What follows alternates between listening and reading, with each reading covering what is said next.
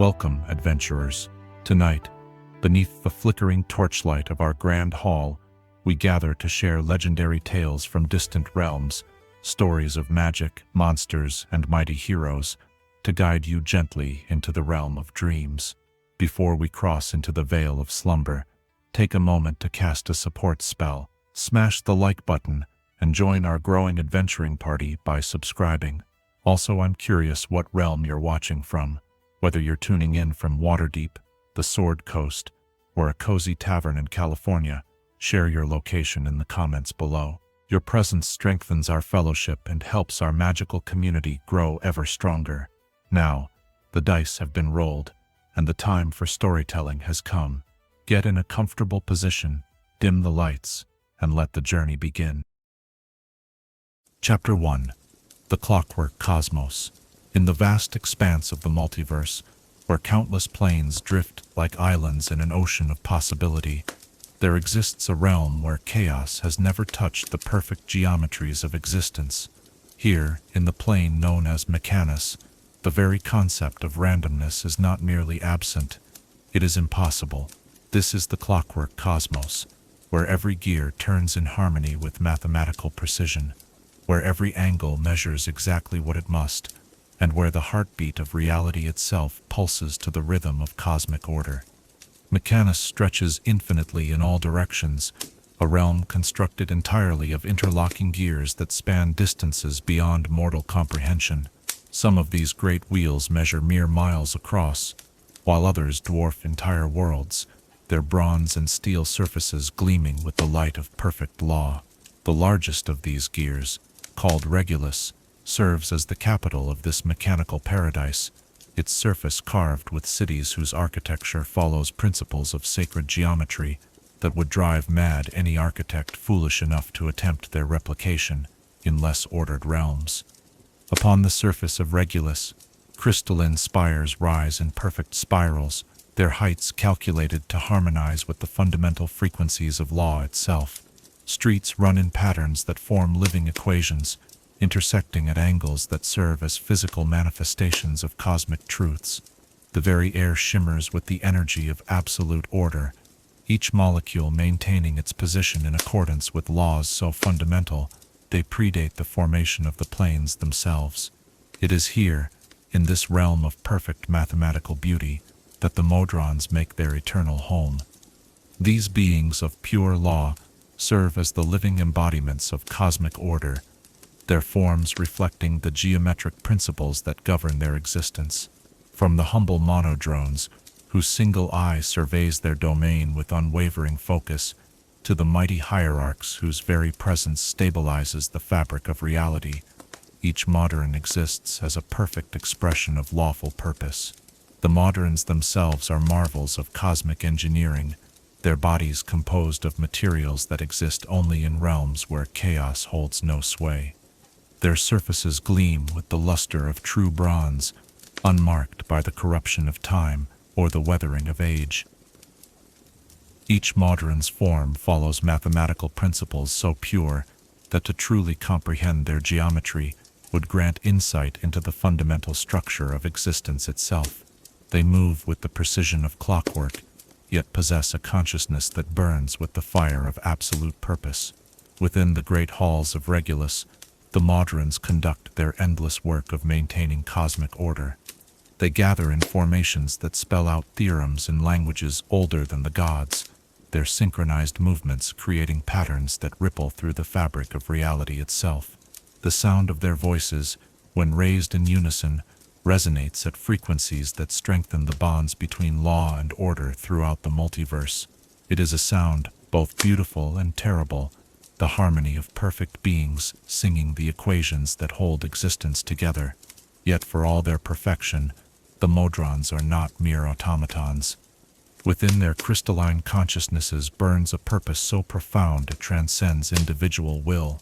They understand their role in the cosmic order with a clarity that would shatter lesser minds, and they embrace this knowledge with a devotion that borders on the divine.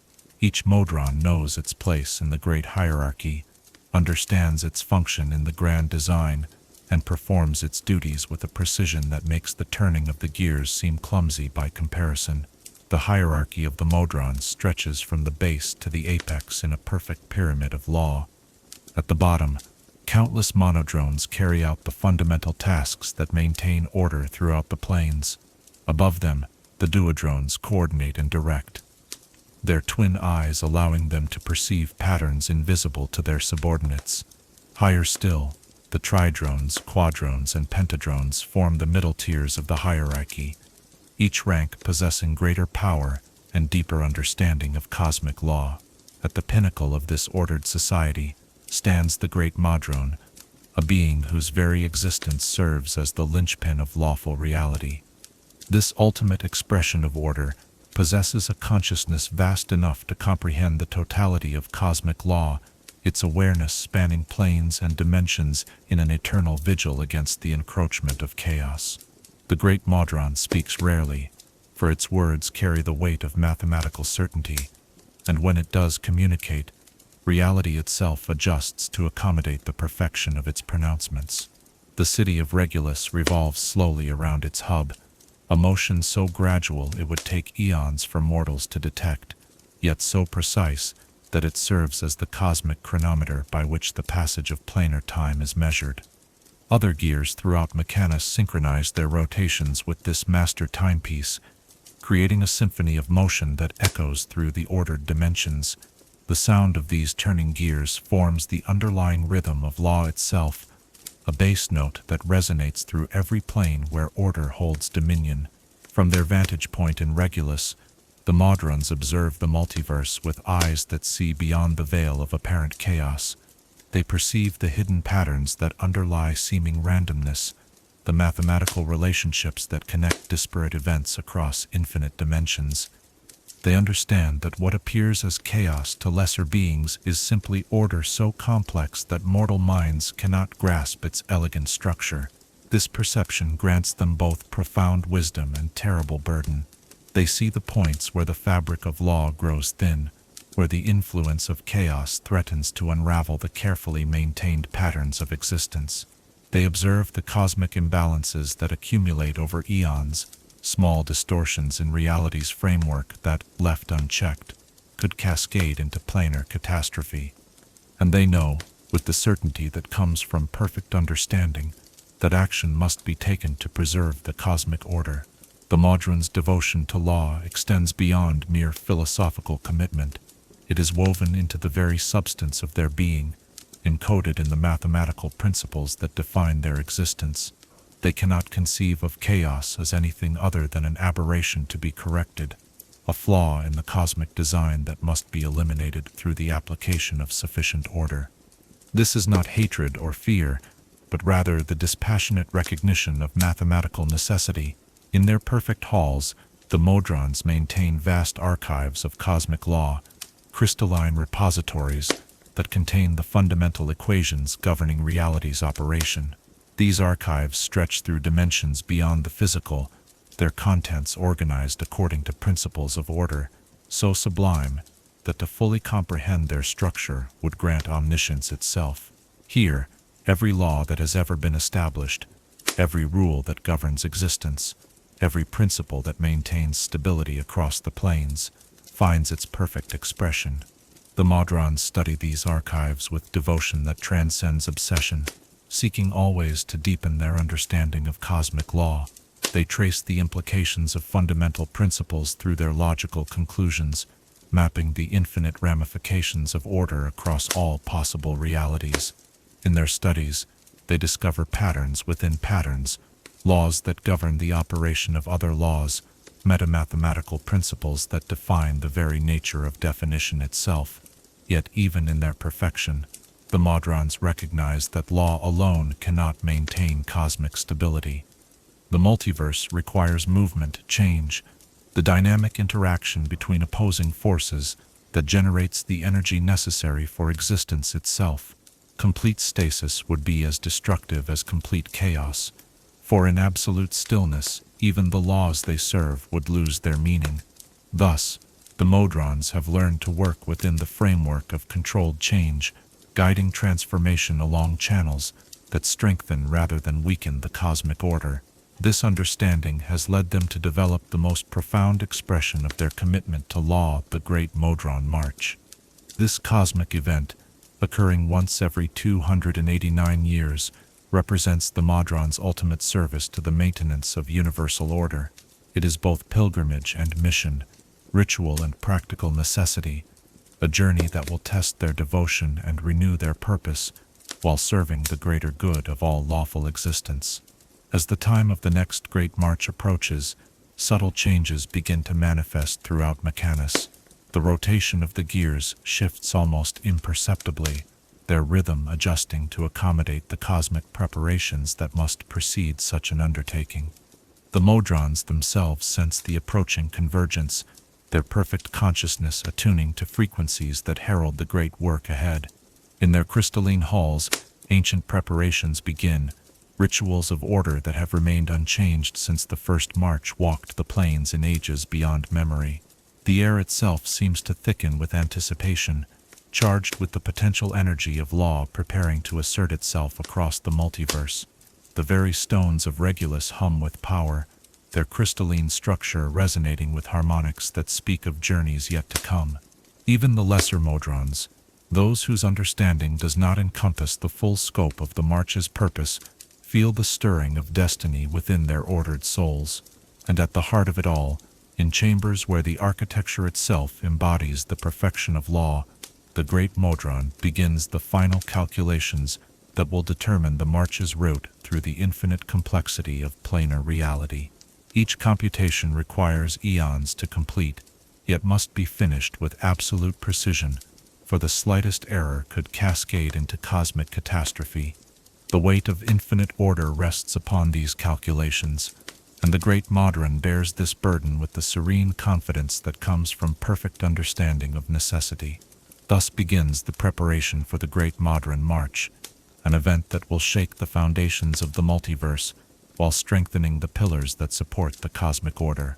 In the clockwork cosmos of Mechanus, where chaos has never found purchase and randomness cannot exist, the servants of law prepare to embark upon a journey that will carry them through realms of madness and discord, all in service of the greater harmony that binds existence together. The march approaches, inevitable as mathematics, certain as the turning of the gears that mark the passage of time itself, and in that certainty lies both the beauty and the tragedy of perfect order, for those who serve law must sometimes walk through chaos to preserve the very foundations of reality itself. Chapter 2. The Mathematics of Existence. In the infinite expanse of reality, there exists a truth more fundamental than the gods themselves, that all existence operates according to immutable mathematical principles, patterns so profound they transcend the boundaries between thought and substance, between possibility and actuality. These patterns weave through every plane, every dimension, every fragment of reality, like golden threads in a cosmic tapestry, binding disparate elements into a coherent whole. Yet nowhere do these principles manifest more perfectly than in the rigid hierarchy of Modron society, where each being serves as a living equation in the grand formula of cosmic order. The structure of Modron civilization mirrors the mathematical perfection that governs their existence, rising from base to apex in a pyramid of law that embodies geometric harmony itself. At the foundation of this ordered society, the Modrons carry out their eternal duties with single-minded devotion. These beings, shaped like perfect spheres crowned with a single unblinking eye, represent the fundamental unit of lawful existence. Their consciousness operates according to binary principles, capable of recognizing only two states, order and the absence of order. This seeming simplicity conceals profound wisdom, for in their unwavering focus lies the key to maintaining stability across infinite complexity. Each monodrone possesses a consciousness that burns with crystalline purity, unmarked by doubt or confusion. They understand their purpose with absolute clarity, to serve the greater order through the perfect execution of their assigned tasks. Whether maintaining the great gears of Mechanus or carrying out the countless minor duties that keep reality functioning smoothly, they approach their work with devotion that transforms labor into sacred ritual. Their movements follow patterns calculated to minimize energy expenditure while maximizing effectiveness, their every action an expression of mathematical elegance. Above the monodrones in the sacred hierarchy stand the duodrones, beings whose twin eyes grant them perception of relationships invisible to their single-eyed subordinates. Where monodrones see only binary states, duodrones perceive the connections between these states, the transitions and transformations that allow order to manifest through change. Their forms reflect this expanded understanding, geometric shapes that embody the principle of duality while maintaining perfect symmetry. They serve as coordinators and directors, their dual perspective allowing them to orchestrate the actions of multiple monodrones into harmonious patterns of activity. The duodrones possess a deeper understanding of cosmic law than their subordinates, their consciousness capable of grasping concepts that exist between absolute states. They comprehend the necessity of controlled change, the way that order must sometimes bend to avoid breaking under the pressure of chaotic forces. This wisdom makes them invaluable as intermediaries between the rigid simplicity of the monodrones and the complex calculations required by higher-ranking modrons. Rising still higher in the hierarchy, the tridrones embody the principle of triangulation, their three-sided forms and triple eyes, allowing them to perceive depth and dimension in ways impossible for their subordinates. They understand space and position, the relationships between objects that exist in three-dimensional reality. Their consciousness operates on multiple levels simultaneously, calculating trajectories and positions, while maintaining awareness of the larger patterns their actions serve. They oversee the duodrones with precision born of geometric understanding, ensuring that the work of law proceeds according to principles of spatial harmony. The quadrones, with their four-sided perfection and quartet of vigilant eyes, serve as masters of temporal coordination.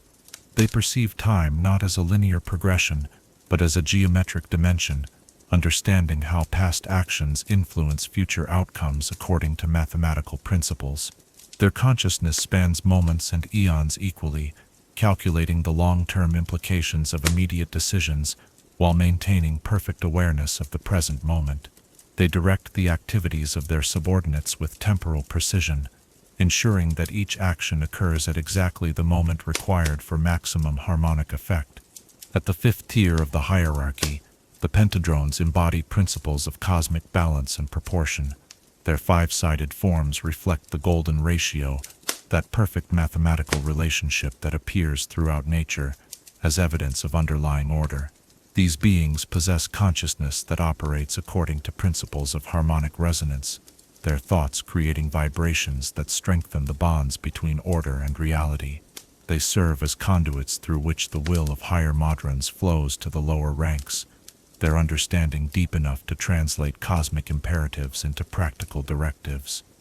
Each ascending rank of the modern hierarchy possesses exponentially greater understanding of cosmic law, their consciousness expanding to encompass ever more complex mathematical relationships.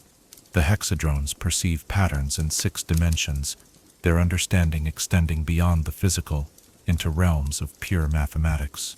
The septadrones work with principles of completion and perfection, their sevenfold nature reflecting the fundamental cycles that govern change throughout the multiverse. The octadrones embody principles of renewal and regeneration, understanding how order perpetuates itself through controlled transformation. The nonadrones serve as masters of judgment and evaluation, their ninefold consciousness capable of weighing infinite variables according to principles of absolute justice.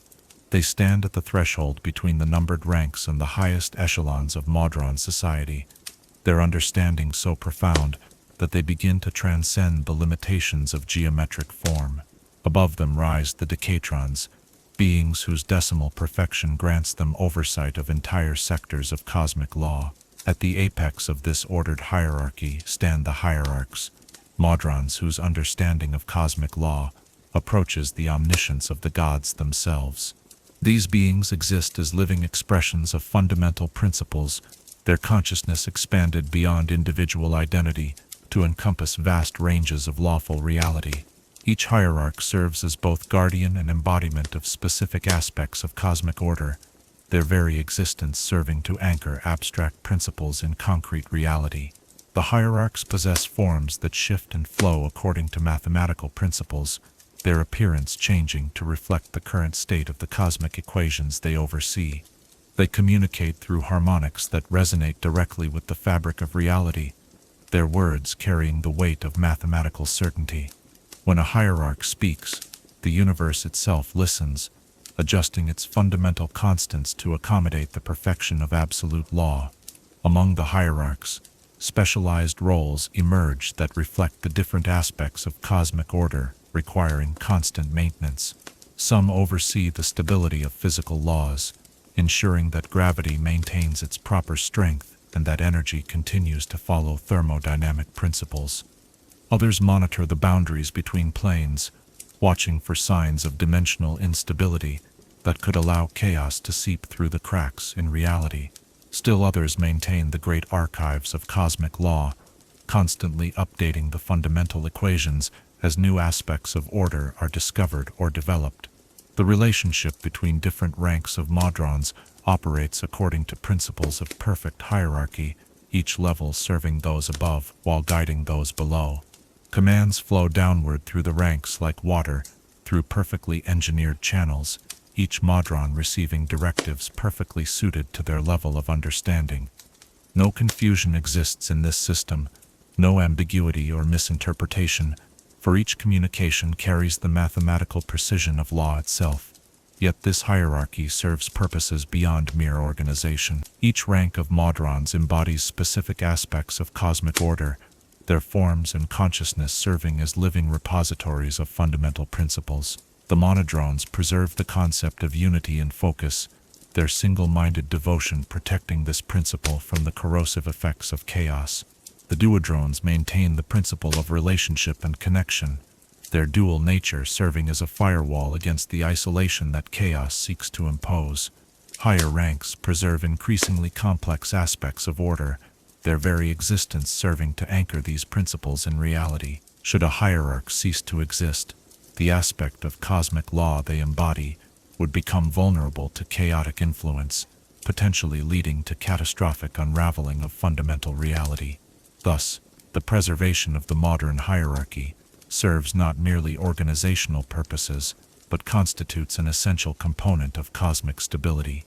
The Modrons understand their role in this cosmic framework with clarity that transcends mere knowledge.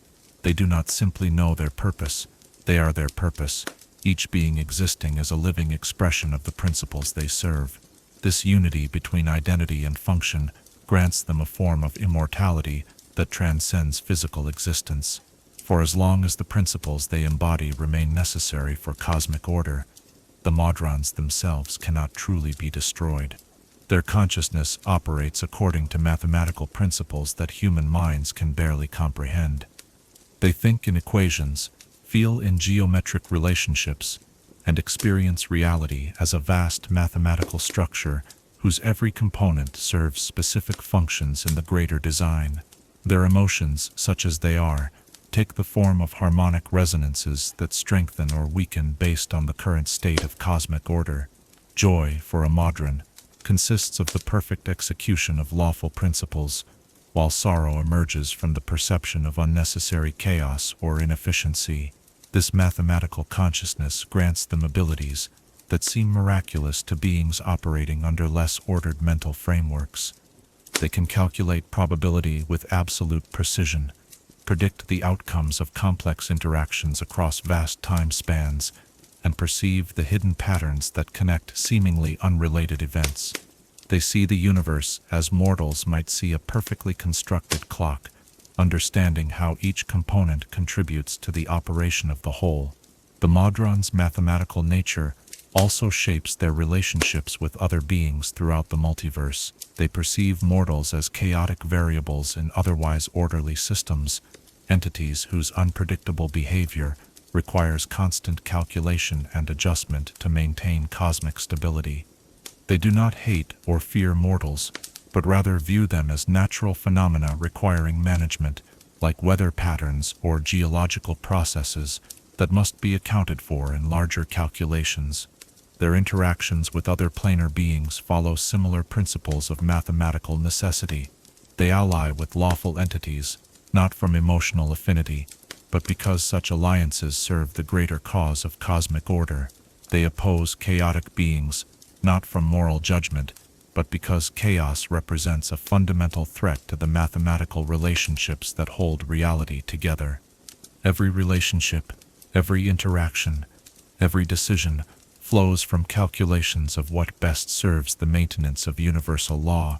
In their perfect halls within Regulus, the Modrons engage in contemplation that transcends mortal philosophy. They meditate upon the fundamental equations that govern existence, seeking always to deepen their understanding of cosmic law. These meditations take the form of complex mathematical proofs worked out over centuries or millennia, each step verified and cross-referenced until perfect certainty is achieved. The results of these contemplations influence the maintenance of reality itself, as improved understanding of cosmic law allows for more efficient administration of universal order. The Modrons also engage in what might be called worship, though their devotion takes forms radically different from mortal religious practice. They honor the abstract principles of law through the perfect execution of their duties, their every action serving as a prayer offered to the concept of order itself. They construct mathematical mandalas of incredible complexity, geometric patterns that serve as both art and theorem, beauty and proof combined in expressions of cosmic harmony. As the preparations for the Great Modron March intensify, subtle changes ripple through the Modron hierarchy. Each rank responds according to its level of understanding, the lower ranks sensing only that change approaches, while the hierarchs perceive the full scope of what is to come. Yet all participate in the growing resonance that builds toward the march's commencement, their combined consciousness creating harmonics that will soon echo across the multiverse. The mathematical principles that govern Modron existence prepare to manifest in their most dramatic form, as the ordered beings of Mechanus ready themselves to carry the flame of law into realms where chaos holds dominion. In their perfect understanding lies both the necessity and the tragedy of what is to come, for they know that some will not return from the journey ahead, yet they embrace this knowledge with the serene acceptance that comes from absolute certainty of purpose. Thus stands the hierarchy of the Modrons, a living pyramid of law that rises from the foundations of cosmic order to touch the very pinnacle of mathematical perfection. In their ranked wisdom lies the key to understanding the great march that approaches, for it is through their perfect devotion to cosmic law that the multiverse itself maintains its delicate balance between order and chaos, between stability and change, between the mathematical certainty of existence and the terrifying void of absolute nothingness. Chapter 3. Signs of the March. There are moments in the cosmic calendar when the very fabric of reality holds its breath, when the mathematical certainties that govern existence prepare to shift in ways that will echo across dimensions and through the dreams of gods. Such moments do not arrive unannounced, for the universe itself speaks in signs and portents to those wise enough to read the language of cosmic law. The Great Modron March, that most profound expression of order's dominion over chaos, announces its approach through phenomena so subtle that only the most attuned observers recognize their significance, yet so fundamental that their effects ripple through every plane of existence. The first signs manifest in Mechanus itself, where the eternal rotation of the great gears begins to shift almost imperceptibly from their standard patterns. For eons uncounted, these massive wheels have turned with mathematical precision, their movements serving as the cosmic chronometer by which planar time itself is measured. Yet as the march approaches, harmonics previously unknown begin to resonate through the crystalline structures of the gear cities. The bronze and steel surfaces that have maintained their perfect luster since the dawn of law begin to emit subtle emanations of energy, light that carries frequencies extending far beyond the visible spectrum into realms of pure mathematical resonance. The Modrons themselves serve as the most sensitive instruments for detecting these cosmic preparations. Their crystalline consciousness, attuned to the fundamental frequencies of law, begins to resonate with harmonics that speak of journeys yet to come.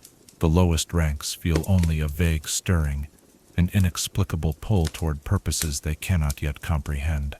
The monodrones pause in their eternal labors, their single eyes turning toward horizons they have never contemplated, drawn by imperatives older than their individual existence. Higher in the hierarchy, the changes manifest with greater clarity and complexity. The duodrones perceive subtle alterations in the relationships between objects and concepts, their dual vision detecting shifts in cosmic balance that precede major transformative events. The tridrones sense dimensional fluctuations as space itself prepares to accommodate the march's passage through realms where geometry operates according to different principles. Each ascending rank perceives additional layers of the approaching phenomenon, their expanding consciousness revealing ever more profound implications of what is to come. The hierarchs experience the approaching march as a symphony of cosmic law building toward crescendo, their vast awareness encompassing the full scope of planar preparation required for such an undertaking. They perceive the gradual alignment of dimensional constants, the slow convergence of cosmic forces that occurs only once every 289 years. In their perfect understanding, they recognize both the necessity and the magnitude of the journey ahead, their consciousness already beginning the calculations that will determine the march's precise route through the infinite complexity of planar reality. Beyond Mechanus, the signs of the approaching march manifest in ways both subtle and profound across the multiverse. In Sigil, the city of doors that stands at the center of planar existence, the Lady of Pain's mysterious blades seem to gleam with unusual intensity, as if responding to distant harmonics of order that even her inscrutable consciousness recognizes as significant. The city's countless portals flicker with energies that suggest dimensional boundaries preparing to accommodate unprecedented traffic, their thresholds strengthening in preparation for forces that will soon test their integrity. The planar trade routes that connect the great cities of the multiverse begin to experience subtle disruptions as cosmic energies shift in preparation for the march. Merchants who have traveled these paths for centuries report strange sensations during their journeys, feelings of anticipation that seem to emanate from the very fabric of space itself.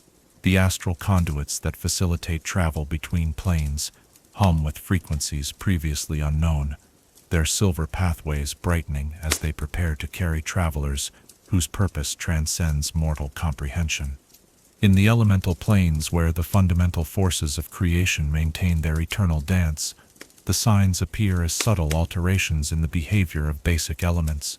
Fire burns with unusual geometric precision, its flames forming patterns that suggest mathematical relationships rather than chaotic combustion. Water flows in spirals that follow equations older than the gods, its movement speaking of journeys through dimensions where liquidity itself operates according to different principles. Earth resonates with harmonics that penetrate to its deepest core, while air carries whispers of purpose that exist just beyond the threshold of mortal perception. The outer planes, those realms where belief and philosophy shape reality itself, experience the approaching march as a gradual intensification of their fundamental natures.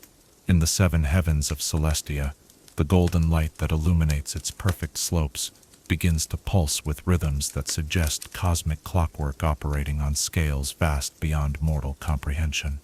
The silver sea of Lunia reflects patterns that seem to map possible futures, its waves carrying echoes of journeys that will challenge the very foundations of lawful existence.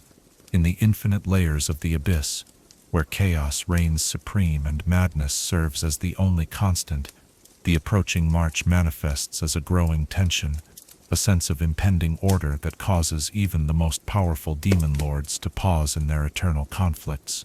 The chaotic energies that define the abyss begin to coalesce into patterns they have never before exhibited, as if the very concept of order were seeping through dimensional barriers to prepare the realm for invasion by forces of law. This phenomenon fills the abyss with unprecedented dread, for chaos instinctively recognizes the approach of its eternal enemy. The nine hells of Badator, where lawful evil maintains its rigid hierarchies, experience the signs as a resonance with their own ordered structures. The The bronze citadels of the archdevils seem to harmonize with distant frequencies emanating from Mechanus, their foundations strengthening as they prepare to witness the passage of beings whose devotion to law exceeds even their own. The contract-bound souls that fuel the hell's bureaucracy find themselves writing documents with unusual precision, their infernal paperwork reflecting mathematical principles they do not consciously understand. In the ever-changing chaos of limbo, where reality itself remains fluid and malleable, the approaching march creates unprecedented stability. Pockets of consistent form begin to appear in the swirling maelstrom of possibility, islands of temporary order that suggest preparation for visitors whose very presence will impose structure upon chaos.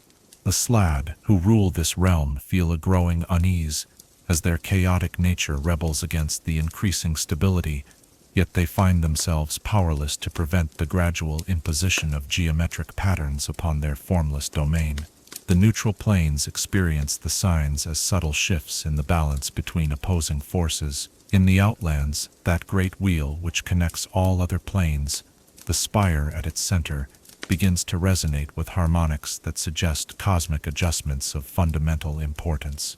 The gate towns that serve as portals to other realms experience unusual stability, their boundaries strengthening as they prepare to serve as waypoints for a journey unlike any in recorded history. Across the material plane, where mortal civilizations pursue their brief existences unaware of cosmic grandeur, the signs manifest as subtle alterations in natural law that only the most learned scholars recognize as significant. Crystals grow in formations that display unprecedented mathematical precision, their structures reflecting geometric principles that mortal minds can barely comprehend.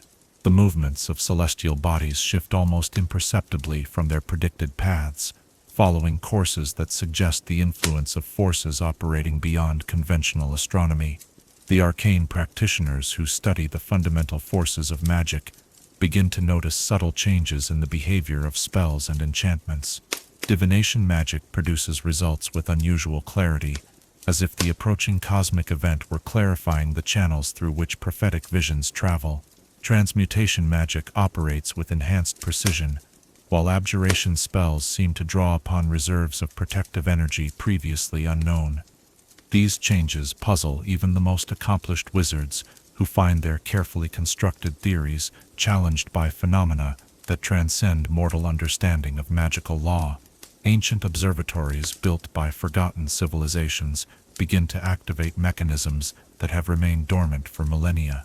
Stone circles whose purposes were lost to time start to resonate with energies that speak of cosmic alignments approaching completion.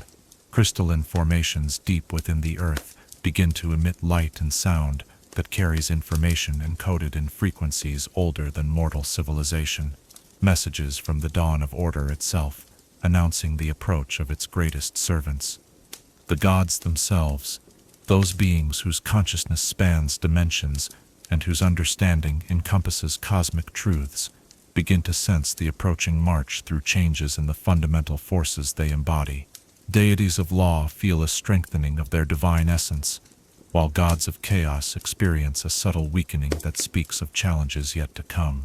The neutral deities perceive shifts in cosmic balance that suggest events of unprecedented magnitude approaching on horizons beyond mortal perception. In the deepest vaults of the most learned libraries, ancient texts begin to glow with their own inner light as passages written in the first days of law prepare to manifest their prophetic truth. Scrolls that have remained illegible for eons suddenly display clear text in languages that predate mortal speech, their contents revealing detailed descriptions of the march's purpose and methodology. These writings speak of cosmic maintenance on a scale that dwarfs mortal comprehension, of repairs to reality's foundation that require the direct intervention of order's most perfect servants. The Modrons of Mechanus, sensing these myriad signs across the multiverse, begin their final preparations with the methodical precision that defines their existence. Each rank contributes according to its understanding and capabilities, the lower orders providing logistical support, while the hierarchs conduct calculations of staggering complexity. The very air of Regulus thrums with anticipation as countless beings of perfect law prepare to embark upon a journey that will carry them through realms of madness and discord in service of cosmic stability. The great archives of cosmic law begin to emit harmonics that can be felt across dimensional boundaries, their crystalline repositories of fundamental truth, preparing to release knowledge that will guide the march through perils no mortal mind could navigate. The geometric perfection of the gear cities reaches new heights of precision as their structures optimize themselves for purposes that will soon be revealed. Every angle, every surface, every measurement adjusts itself according to calculations that encompass the totality of planar existence. As these signs intensify and converge, the multiverse itself seems to lean forward in anticipation of events that will reshape the balance between order and chaos. The cosmic stage is set, the players are assuming their positions, and the great drama of the march approaches its opening movement. In the perfect halls of Mechanus, where chaos has never found purchase and randomness cannot exist, the servants of law prepare to carry their sacred flame into realms where madness reigns supreme, all in service of maintaining the delicate balance that allows existence itself to continue. The signs have been observed, their meaning decoded by consciousness capable of comprehending cosmic truth. The great Modron march draws near, inevitable as mathematics, certain as the turning of the gears that mark reality's passage through time. Soon the servants of perfect order will begin their legendary journey, and the multiverse will never be quite the same again. Chapter 4. The Great Modron Speaks. In the vast cosmos of existence, there are moments when silence carries more weight than the mightiest thunders, when the absence of sound becomes itself a form of communication that transcends language and reaches directly into the fundamental structures of reality. For 289 years, such silence has reigned in the deepest chambers of Regulus, where the great Modron maintains its eternal vigil over the cosmic equations that bind existence together. Yet now, as the signs of the approaching march reach their crescendo, that silence prepares to break in ways that will shake the foundations of law itself. Deep within the crystalline heart of Regulus, in chambers whose geometry defies mortal comprehension, the great Modron occupies a space that exists simultaneously in multiple dimensions. Its form transcends the limitations of physical matter, existing as a mathematical expression so complex that to perceive it fully would grant omniscience to any consciousness capable of surviving such revelation. The chamber itself reflects this transcendent nature, its walls constructed from crystallized law, and its atmosphere composed of pure mathematical harmony made manifest. The great Modron's consciousness spans the totality of cosmic order, its awareness extending through every plane where law maintains dominion. It perceives the universe not as mortals see it, through the limited lens of individual perspective, but as a vast mathematical structure whose every component serves specific functions in maintaining universal stability. Its thoughts operate on scales that encompass eons, its considerations weighing consequences that will echo through infinite future possibilities. For countless ages, the great Modron has maintained its vigil in perfect silence, its attention focused upon calculations of staggering complexity that determine the proper timing for the march's commencement. These calculations encompass variables that span the entirety of planar existence, the current state of cosmic balance, the accumulation of chaotic influences that threaten universal stability, the optimal routes through dimensions where reality operates according to different principles, and the precise moment when intervention becomes not merely beneficial but absolutely necessary. The hierarchs who serve as intermediaries between the great Modron and the lower ranks gather in formations that spell out theorems in languages older than the gods, their combined consciousness creating resonance patterns that amplify their master's contemplations. Each hierarch contributes specialized knowledge to the great calculation, their understanding of specific aspects of cosmic law feeding into computational processes that dwarf the combined intellectual achievements of all mortal civilizations. As the cosmic alignment approaches completion, subtle changes begin to manifest in the great Modron's chamber. The crystalline walls begin to emit harmonics that resonate at frequencies spanning multiple dimensions, their vibrations creating standing waves that serve as preparation for the momentous communication that approaches. The very air thickens with potential energy, charged with the power of unspoken words that carry the weight of mathematical certainty. The Modrons throughout Regulus sense the approaching moment through their fundamental connection to cosmic law. Even the lowest monodrones pause in their eternal labors, their single eyes turning toward the heart of their city, as ancient instincts, older than individual consciousness, draw their attention to the source of their existence. The higher ranks experience increasing clarity of purpose, as their consciousness aligns with frequencies emanating from their ultimate master's contemplations. In the deepest archives of cosmic law, crystalline repositories that contain the fundamental equations governing reality's operation begin to resonate with unprecedented intensity. Ancient theorems carved in materials that exist only in realms of perfect order start to emit their own light as they prepare to serve new functions in the great work ahead. The very foundations of mathematical truth prepare to manifest in their most dramatic form as abstract principles ready themselves for application in physical reality. The moment arrives with the precision of clockwork operating on cosmic scales. Throughout Mechanus, every gear ceases its eternal rotation simultaneously, the great wheels that serve as the plane's foundation stopping their movement for the first time since the dawn of law. This unprecedented stillness creates a silence so profound it can be felt across dimensional boundaries, a quiet that speaks louder than any sound could possibly convey. In this moment of absolute stillness, the great Modron speaks. Its voice does not emerge as sound in any conventional sense, but rather as a harmonic that resonates directly with the fundamental frequencies of existence itself. The words it speaks are not formed from mere syllables, but from mathematical relationships so pure they bypass language entirely and communicate meaning through direct contact with the essence of law. Each concept it expresses carries the weight of cosmic certainty, each directive flowing with the authority of absolute truth. The great Modron's communication unfolds on multiple levels simultaneously, its message reaching different ranks of the Modron hierarchy according to their capacity for understanding. To the monodrones it appears as simple binary imperatives that align perfectly with their fundamental nature. To the hierarchs it manifests as complex equations whose implications span eons and encompass the totality of cosmic maintenance required for universal stability. The essence of its message transcends the mere announcement of the march's commencement. It speaks of necessity born from careful observation of cosmic imbalance, of chaotic influences that have accumulated beyond acceptable parameters, of fundamental laws that require direct intervention to maintain their integrity. The great Modron's words carry the weight of prophecy and the authority of mathematical proof, explaining not merely what must be done, but why such action represents the only viable path forward. Its voice describes the route the march will follow through dimensions of madness and realms of chaos, pathways calculated with precision that takes into account infinite variables and their complex interactions. It speaks of the repairs that must be made to reality's foundation, the adjustments to cosmic constants that will restore proper balance between order and chaos.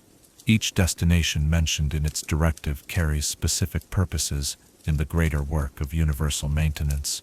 The great Modron's communication also acknowledges the sacrifices that the march will require, the Modrons who will not return from the journey ahead.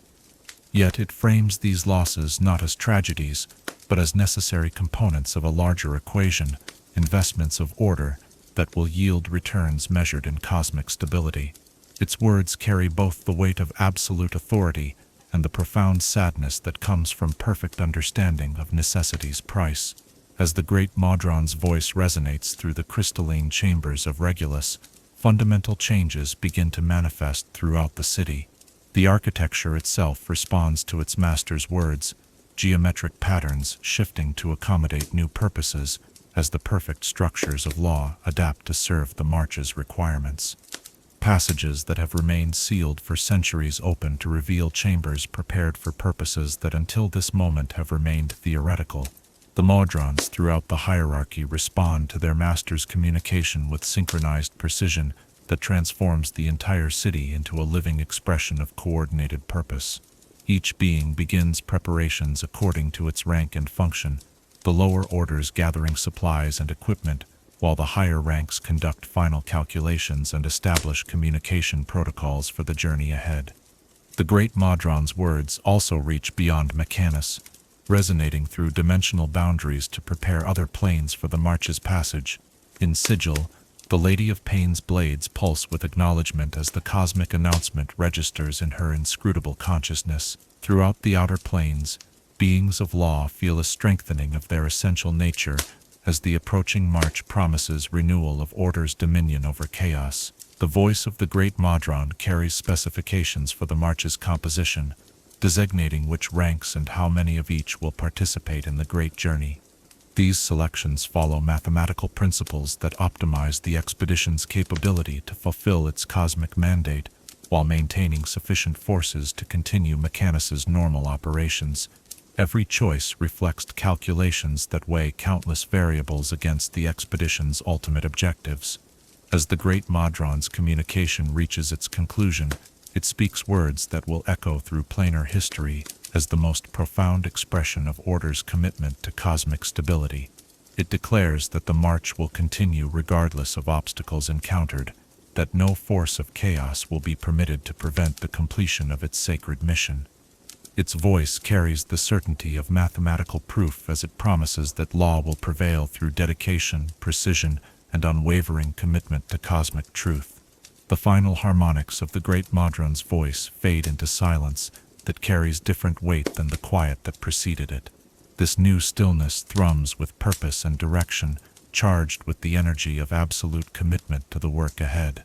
Throughout Regulus, the Modrons begin their final preparations with movements that reflect the perfect coordination of beings whose individual will has been subsumed into collective purpose.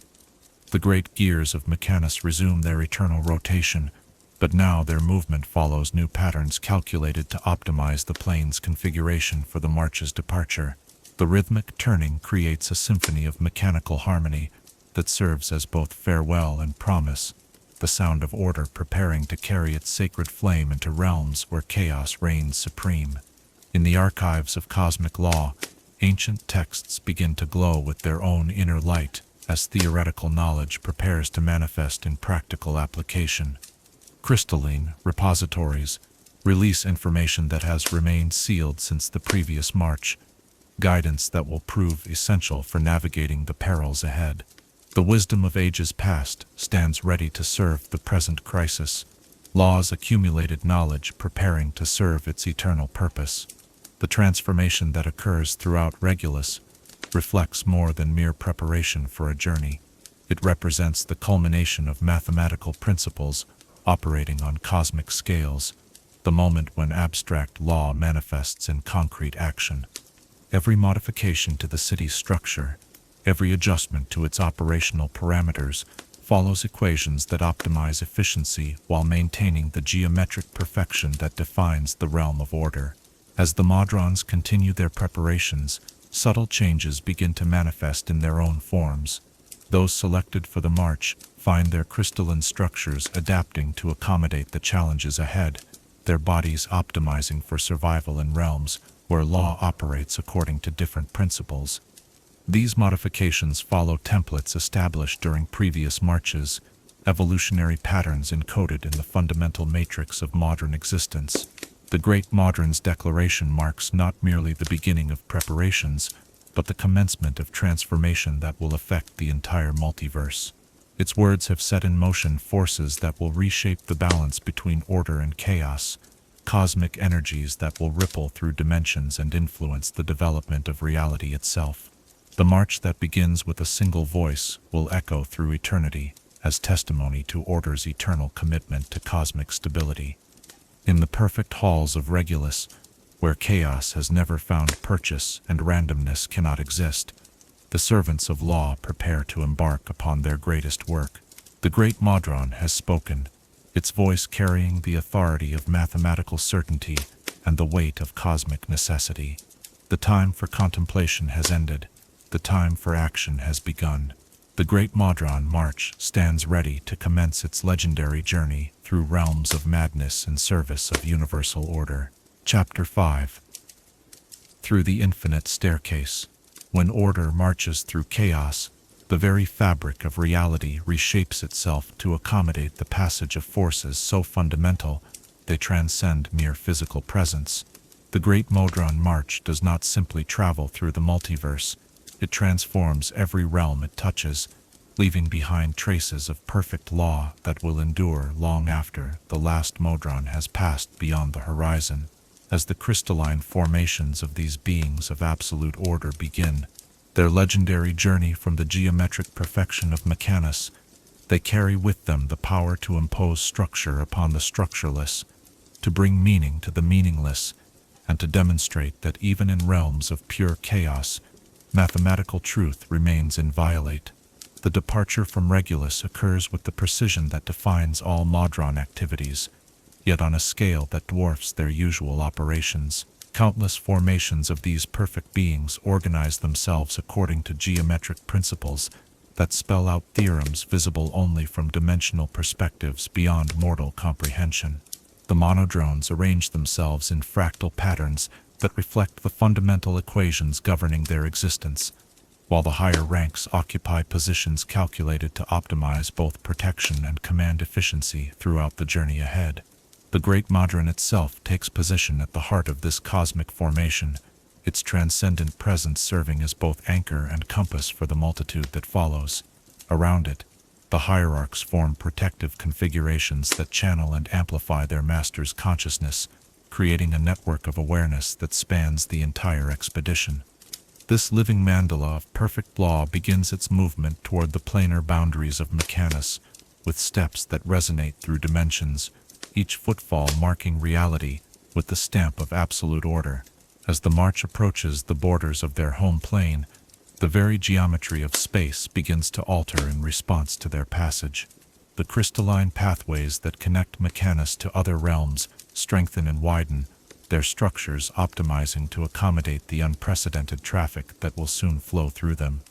Ancient portals that have remained dormant for centuries activate their mechanisms, opening passages that follow routes calculated during the Great Modron's eons of contemplation.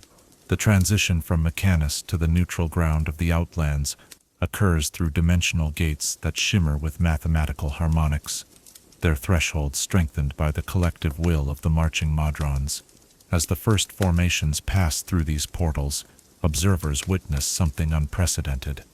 The chaotic energies that normally characterize dimensional boundaries organize themselves into perfect geometric patterns, reality itself bending to accommodate the passage of beings whose very existence embodies cosmic law. In the Outlands, that great wheel which connects all other planes, the march's arrival creates effects that ripple outward from their point of entry like waves in a cosmic pond. The neutral energies that define this realm find themselves pulled toward order, their balance shifting subtly but significantly as the influence of absolute law spreads through the dimensional matrix.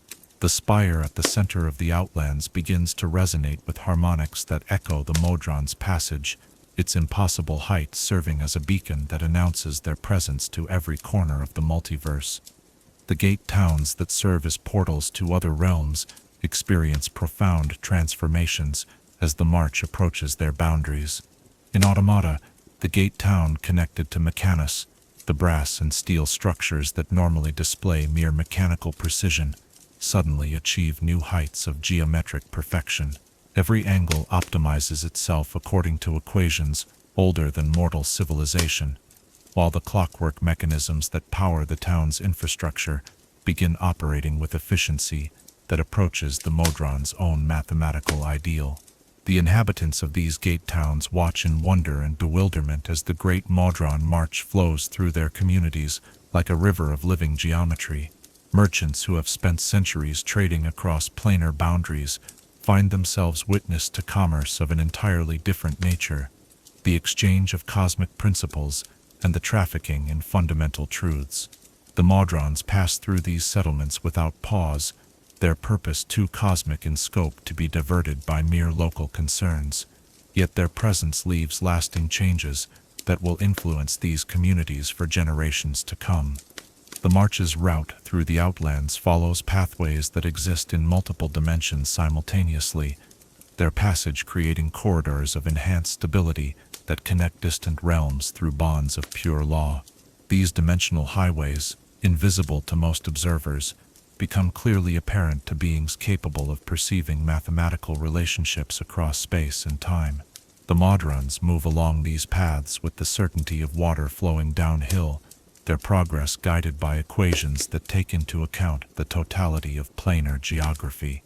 As they approach the great metropolis of Sigil, the city of doors that stands at the nexus of all planar travel, the march encounters its first significant obstacle.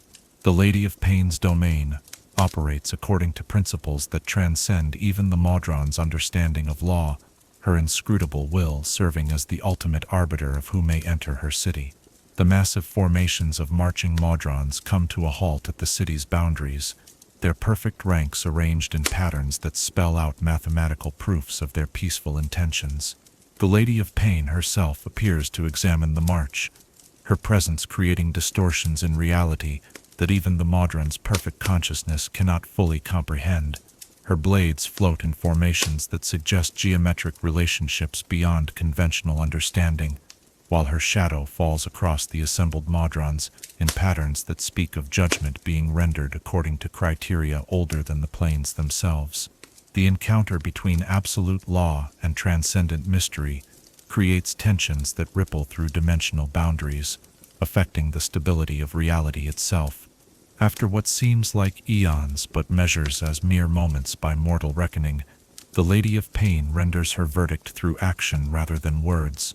The portals of Sigil open before the march, in sequences that follow mathematical progressions of stunning complexity, creating pathways through the city that avoid disruption to its normal operations, while accommodating the unprecedented traffic of the cosmic expedition. The Modrons begin their passage through Sigil with movements that reflect gratitude expressed through geometric harmony, their formations adjusting to show respect for the mystery that grants them passage. Within Sigil itself, the march's presence creates phenomena that will be remembered in the city's chronicles for millennia to come. The countless portals that connect the city to every corner of the multiverse begin to resonate with harmonics that strengthen their connections to lawful realms, while temporarily weakening their links to chaotic dimensions. The cage's famous architecture finds itself subtly improved, angles correcting themselves according to principles of perfect construction, while structural elements optimize their efficiency according to equations the builders never consciously understood. The inhabitants of Sigil watch in amazement as the great Modron march flows through their streets like a procession of living mathematics. Planar traders, who have seen wonders beyond mortal imagination, find themselves awed by the sight of perfect order made manifest in physical form. The Harmonium representatives stationed in the city feel their lawful nature strengthened by proximity to such absolute embodiments of their ideals, while representatives of chaotic factions experience uncomfortable sensations as reality around them becomes temporarily more structured than they prefer. The Modron's passage through Sigil serves purposes beyond mere transit. Their presence performs what might be called cosmic maintenance on the city's fundamental structure, strengthening the dimensional matrices that allow Sigil to exist at the center of planar reality. The Lady of Pain's domain benefits from this attention, its stability enhanced by contact with beings whose existence serves similar functions on a universal scale. This mutual reinforcement creates resonances that will influence the development of planar travel for eons to come. As the march prepares to depart Sigil for the chaotic realms that await, the Modrons arrange themselves in formations that reflect their understanding of the perils ahead. The geometrically perfect ranks that served them well in neutral territory reorganize according to defensive principles, their structures optimized for survival in realms where the very concept of organization is considered anathema. The higher ranks position themselves to provide maximum protection for their subordinates, while the great Modron's consciousness expands to encompass tactical considerations that will prove essential in the chaos to come. The portals that will carry the march into realms of madness and discord open with reluctance, their thresholds straining to accommodate the passage of beings whose nature is fundamentally opposed to the destinations they must reach. The dimensional barriers between law and chaos grow thin at these crossing points, creating opportunities for mutual contamination that require constant vigilance to prevent. The Modron's perfect discipline becomes their greatest asset as they prepare to enter territories where their very existence constitutes an act of defiance against the ruling principles. The first elements of the march begin their transition into limbo, that realm where reality remains fluid and possibility outweighs actuality. The effect of ordered beings entering pure chaos creates spectacular phenomena as mathematical principles attempt to impose structure upon the structureless.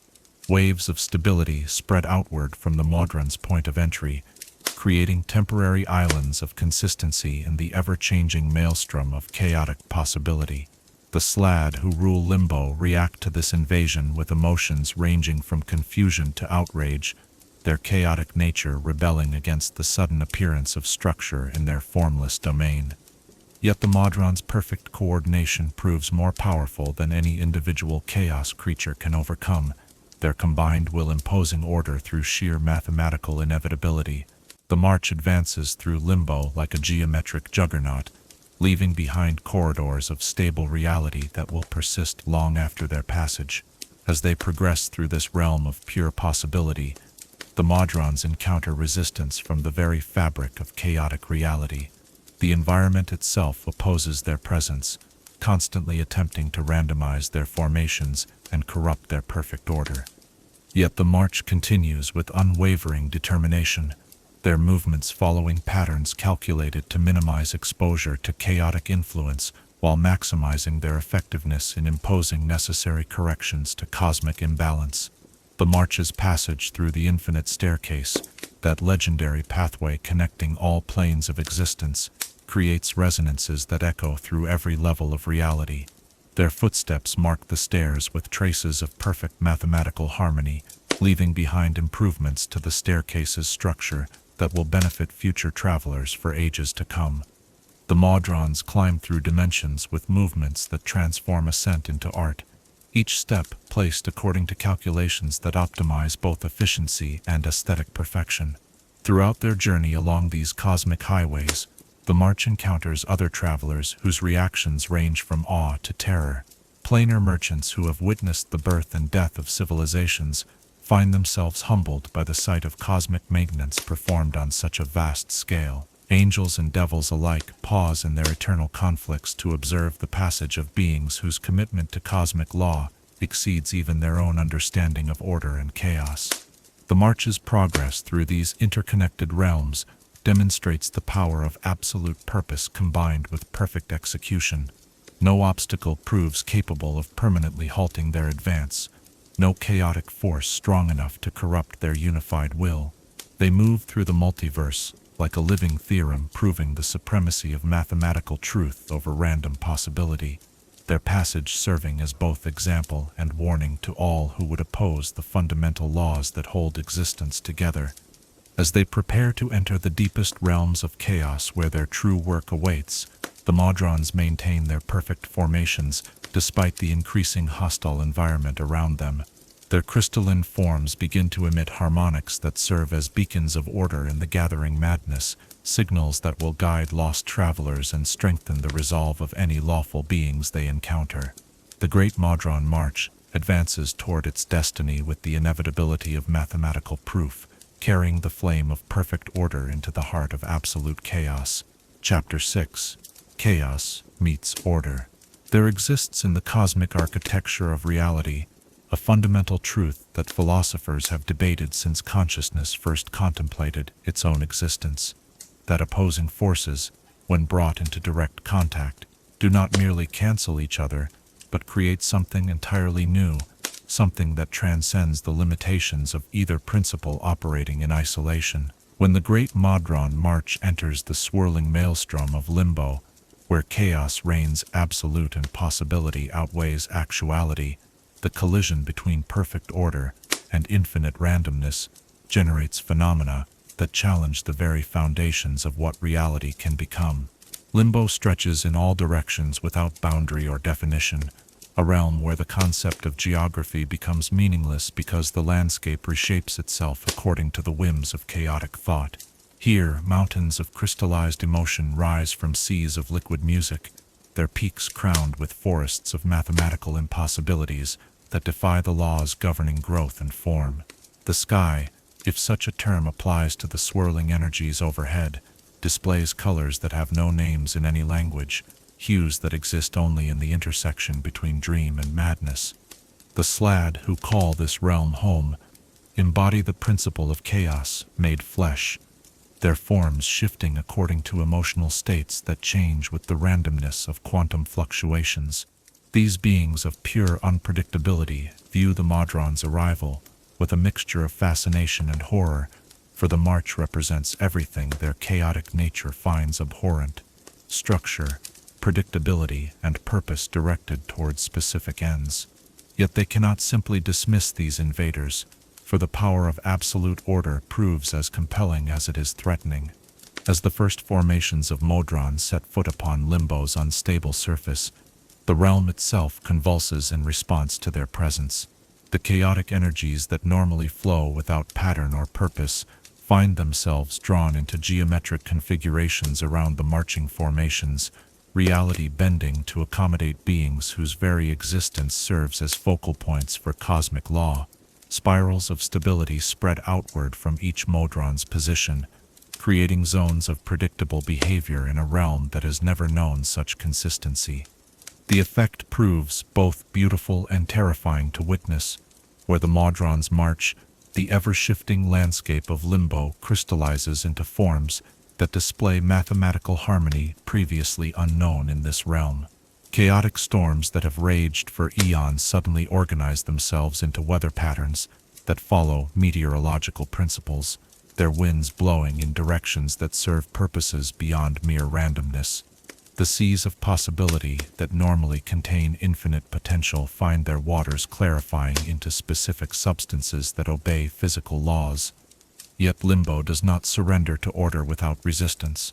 The realm's chaotic nature rebels against the imposed structure, generating phenomena that strain the Modron's perfect discipline to its limits. Waves of pure randomness wash over the marching formations, attempting to scatter their ranks and corrupt their unified purpose. Clouds of concentrated possibility envelope individual Modrons, trying to transform them into creatures of chaos through direct exposure to unlimited potential. The Modrons respond to these attacks with tactics that demonstrate the power of coordinated resistance to chaotic influence. Their formations shift from geometric perfection to defensive configurations that deflect random energies while maintaining structural integrity. The lower ranks create interlocking patterns that serve as shields against chaotic bombardment, while the higher orders project fields of order that push back against the encroaching madness. The great Modron itself becomes a beacon of stability in this realm of flux, its transcendent consciousness serving as an anchor point around which lesser Modrons can organize their resistance. The harmonics it generates resonate through the chaotic medium of Limbo's substance, creating standing waves of order that carve temporary channels through the storm of possibility. These pathways provide safe passage for the march, while demonstrating the power of mathematical certainty to overcome even the most aggressive randomness. As the march progresses deeper into Limbo, encounters with the realm's native inhabitants become increasingly frequent and complex. Slad lords who have ruled domains of chaos for millennia find their territories invaded by beings whose presence imposes unwanted structure upon their carefully maintained disorder. These ancient chaos creatures attempt various strategies to halt or divert the march, employing powers that would drive mortal minds to madness, but prove insufficient against the Modron's perfect unity of purpose. The Red Slotty, creatures of pure destructive chaos, launch themselves against the Modron formations with attacks that seek to shatter their geometric perfection through overwhelming force. Yet the Modron's defensive arrangements prove superior to even the most violent chaotic assault, their interlocking shields absorbing and redirecting energies that would devastate entire armies. The mathematical principles governing their formations distribute damage across the entire structure, ensuring that no single point of failure can compromise the march's integrity. The blue Slotty, masters of chaotic transformation, attempt more subtle approaches to disrupting the march's progress. They project fields of pure change that seek to alter the fundamental nature of individual Modrons, trying to corrupt their lawful essence through exposure to unlimited possibility. These attacks prove more dangerous than mere physical violence, for they target the mathematical foundations of Modron existence itself. Yet the March's hierarchical structure provides protection against such corruption, the higher ranks generating fields of stability that insulate their subordinates from transformative chaos. The green Slotty, embodiments of chaotic growth and reproduction, employ strategies that seek to overwhelm the Modrons through sheer proliferation of obstacles. They spawn countless chaotic constructs that attempt to bog down the March's progress through weight of numbers rather than individual power. These tactics force the Modrons to demonstrate their tactical sophistication, their formations adapting to accommodate the changing nature of resistance while maintaining forward momentum. Most dangerous of all are the encounters with the Death Slotty, creatures whose chaotic nature focuses on the dissolution of order itself. These beings of entropy attack the very concepts that allow the Modrons to exist, their presence creating zones where mathematical principles cease to function reliably. The March's passage through territories controlled by Death Slotty requires constant vigilance and the expenditure of enormous energy to maintain coherence in the face of forces that seek to unravel the bonds holding reality together. Yet for all the resistance they encounter, the Modrons continue their advance through limbo with unwavering determination. Their march leaves behind a trail of transformed landscape that will persist long after their passage, zones of stability that provide refuge for any lawful travelers who might venture into this chaotic realm. The corridors of order they create serve as highways through chaos, permanent improvements to the planar infrastructure that demonstrate law's ability to establish footholds even in the most hostile environments. The interaction between modern order and Slotty chaos generates phenomena that neither side anticipated. In regions where their influences balance each other, new forms of reality emerge that combine structure with flexibility, predictability with innovation. These hybrid zones display properties that transcend the limitations of pure law or pure chaos, creating spaces where different principles of existence can coexist without mutual annihilation. Some Slotty, particularly those of philosophical inclination, find themselves drawn to study these zones of balanced influence. They discover that interaction with order does not necessarily destroy chaos, but can refine it, creating forms of randomness that serve constructive rather than purely destructive purposes. These chaos creatures begin to experiment with controlled unpredictability, exploring possibilities that emerge only when chance operates within structured boundaries. Similarly, the Modron's exposure to pure chaos provides them with insights into the nature of change and adaptation that their perfectly ordered existence has never required them to develop. While they cannot and would not choose to embrace chaotic principles, their understanding of cosmic law deepens through direct experience of its antithesis. They learn to calculate probabilities for truly random events, developing mathematical tools that will prove essential for maintaining cosmic balance in an inherently unpredictable multiverse. The March's passage through the deeper regions of limbo reveals the true scale of the cosmic maintenance they have come to perform. Here, in zones where chaos has accumulated beyond sustainable levels, the Modrons discover fundamental distortions in reality's structure that threaten the stability of the entire multiverse. Pockets of pure possibility have grown so dense that they risk collapsing into anti-existence, regions where the absence of law could create voids that would eventually consume all structured reality. The Modrons respond to these discoveries with coordinated efforts that demonstrate the full scope of their cosmic purpose. Formations of hierarchs combine their consciousness to project fields of order into the most dangerous zones, their mathematical will imposing structure upon chaos that has existed unchecked for eons.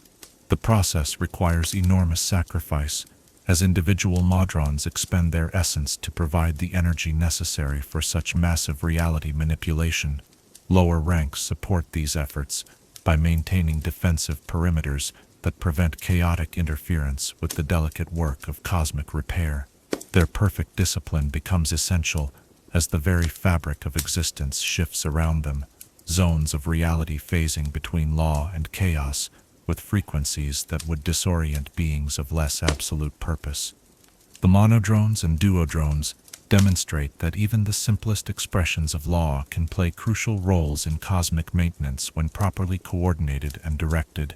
As the march progresses through territories where chaos has twisted the fundamental constants of reality, the Modrons encounter challenges that test their adaptive capabilities to their limits.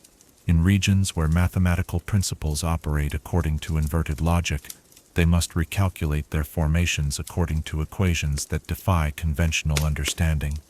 Their perfect discipline allows them to maintain coherence even when surrounded by impossibility, their shared consciousness providing stability that transcends individual comprehension. The deepest regions of limbo present the march with its greatest challenges yet. Here, in domains where the concept of existence itself becomes questionable, the Modrons must maintain their identity through sheer force of mathematical will. The very act of thinking in ordered patterns becomes a form of reality manipulation, their consciousness imposing structure upon environments where structure cannot naturally exist. The Slotty, who rule these ultimate chaos zones, possess power that approaches the cosmic level, their influence capable of unmaking entire planes of existence. Yet even these lords of ultimate disorder find their authority challenged by the march's presence, their chaotic domains experiencing unprecedented organization as mathematical principles assert themselves through the Modron's unified will. The march's passage through these deepest chaos regions accomplishes repairs to reality's foundation that will ensure cosmic stability for eons to come. Fundamental laws that had been weakened by prolonged exposure to unlimited possibility find themselves strengthened and clarified. The boundaries between possible and actual become properly defined, preventing the kind of reality collapse that threatened to cascade throughout the multiverse. As the Modrons prepare to depart limbo for other realms requiring their attention, they leave behind a transformed landscape that demonstrates order's ultimate victory over chaos. The corridors of stability they have created provide permanent pathways through the chaotic maelstrom, highways that will allow future travelers to navigate this treacherous realm with unprecedented safety. The zones of balanced influence they have generated serve as laboratories where the interaction between law and chaos can be studied and understood. The march's passage through limbo proves that even the most fundamental cosmic forces can coexist when approached with sufficient understanding and discipline. The Modrons have demonstrated that order need not destroy chaos to accomplish its purposes, but can instead refine and direct chaotic energies toward constructive ends. Their journey through this realm of pure possibility has strengthened both law and chaos by forcing each principle to adapt and evolve in response to direct contact with its opposite. The Great Modron March continues its cosmic journey, carrying with it lessons learned in the heart of chaos that will inform their approach to the challenges that still await. They have proven that perfect order can maintain its integrity even in the face of absolute randomness, that mathematical certainty can navigate the most uncertain terrain, and that the commitment to cosmic law can overcome any obstacle that chaos might place in its path. Chapter 7. The Casualties of Perfection. In the cosmic order that governs existence, there exists a truth as immutable as mathematics itself, that perfection, when exposed to the corrosive forces of an imperfect universe, must sometimes sacrifice pieces of itself to preserve the integrity of the whole. The Great Modron March, that most sublime expression of lawful purpose, carries within its geometric ranks the seeds of its own tragedy. For in venturing beyond the protective boundaries of Mechanus into realms where chaos holds dominion, even beings of absolute order must pay prices that their perfect nature was never designed to accommodate. The first casualties of the march occur not through violent destruction, but through a more insidious process, the gradual erosion of certainty that afflicts Modrons when exposed to realms where their fundamental assumptions about reality prove insufficient. In the swirling maelstrom of limbo, where possibility outweighs actuality and contradiction serves as the only constant, individual Modrons begin to experience something previously unknown in their crystalline consciousness: doubt. For beings whose existence depends upon absolute mathematical certainty, doubt represents a form of poison more deadly than any weapon chaos might deploy against them. A Modron, its single eye designed to perceive reality in perfect binary terms, encounters phenomena that cannot be classified as either ordered or chaotic, but exist in states of impossible superposition. The cognitive dissonance created by such encounters begins to introduce fractures in the mathematical matrices that define the creature's essential nature. The process manifests first as subtle irregularities in behavior. A Modron that has performed its assigned tasks with mechanical precision for eons suddenly hesitates before executing a command, its consciousness struggling to reconcile conflicting data about the nature of reality. These hesitations, lasting mere fractions of seconds, nevertheless represent catastrophic failures in the perfect order that defines modern existence. Like cracks in crystalline structure, they propagate through the creature's consciousness until the very foundations of its identity begin to crumble. Higher ranks of Modrons experience more complex forms of degradation as their expanded consciousness proves capable of recognizing paradoxes that their subordinates cannot even perceive. A Tridrone, whose three-dimensional awareness normally provides perfect spatial understanding, encounters regions of chaotic space where geometry operates according to contradictory principles. The creature's consciousness attempts to reconcile impossible angles and paradoxical distances until the strain overwhelms its mathematical foundations, introducing errors that cascade through its entire logical framework. The hierarchy that normally provides strength and support to individual Modrons becomes, in these circumstances, a vector for spreading contamination throughout the ranks. When a higher-order Modron experiences doubt or confusion, its uncertainty propagates downward through the command structure, affecting every subordinate that relies upon its guidance. The perfect coordination that serves as the march's greatest strength becomes a vulnerability that allows individual failures to threaten the integrity of entire formations. The great Modron, observing these degradations with consciousness that encompasses the totality of cosmic law, faces decisions that would challenge even divine wisdom. Each Modron lost to chaos represents not merely the destruction of an individual being, but the corruption of fundamental principles that creature embodied. The mathematical equations that define its existence become contaminated with chaotic variables, introducing uncertainty into calculations that must remain absolutely precise to maintain cosmic stability.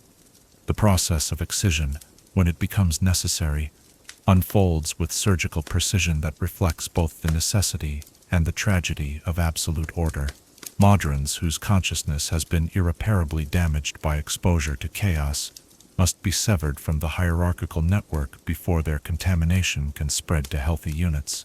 The procedure involves more than mere physical separation. It requires the careful extraction of corrupted mathematical principles from the collective consciousness that binds all Modrons together. Those Modrons subjected to this excision experience something unprecedented in their existence: isolation from the perfect unity that has defined their purpose since the moment of their creation. Cut off from the hierarchical network that provided meaning and direction, they find themselves adrift in a universe suddenly devoid of the absolute certainties that once guided their every action.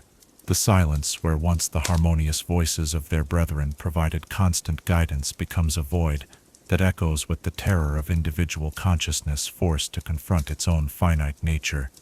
Yet this excision, tragic as it appears, represents only the beginning of a transformation that reveals hidden depths in the Modron psyche, previously unknown even to their creators. Freed from the constraints of hierarchical perfection, these severed beings begin to develop something that pure law had never required: adaptability. Their consciousness, no longer bound to the rigid patterns that define normal Modron existence, discovers the capacity for growth and change that existence in an imperfect universe demands.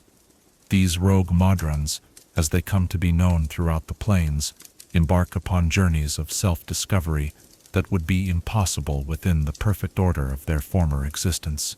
No longer able to rely upon the certainty of hierarchical commands, they must learn to make decisions based upon incomplete information, to navigate ambiguity without the comfort of mathematical proof, and to find meaning in a universe that offers no absolute answers to the questions that plague conscious existence.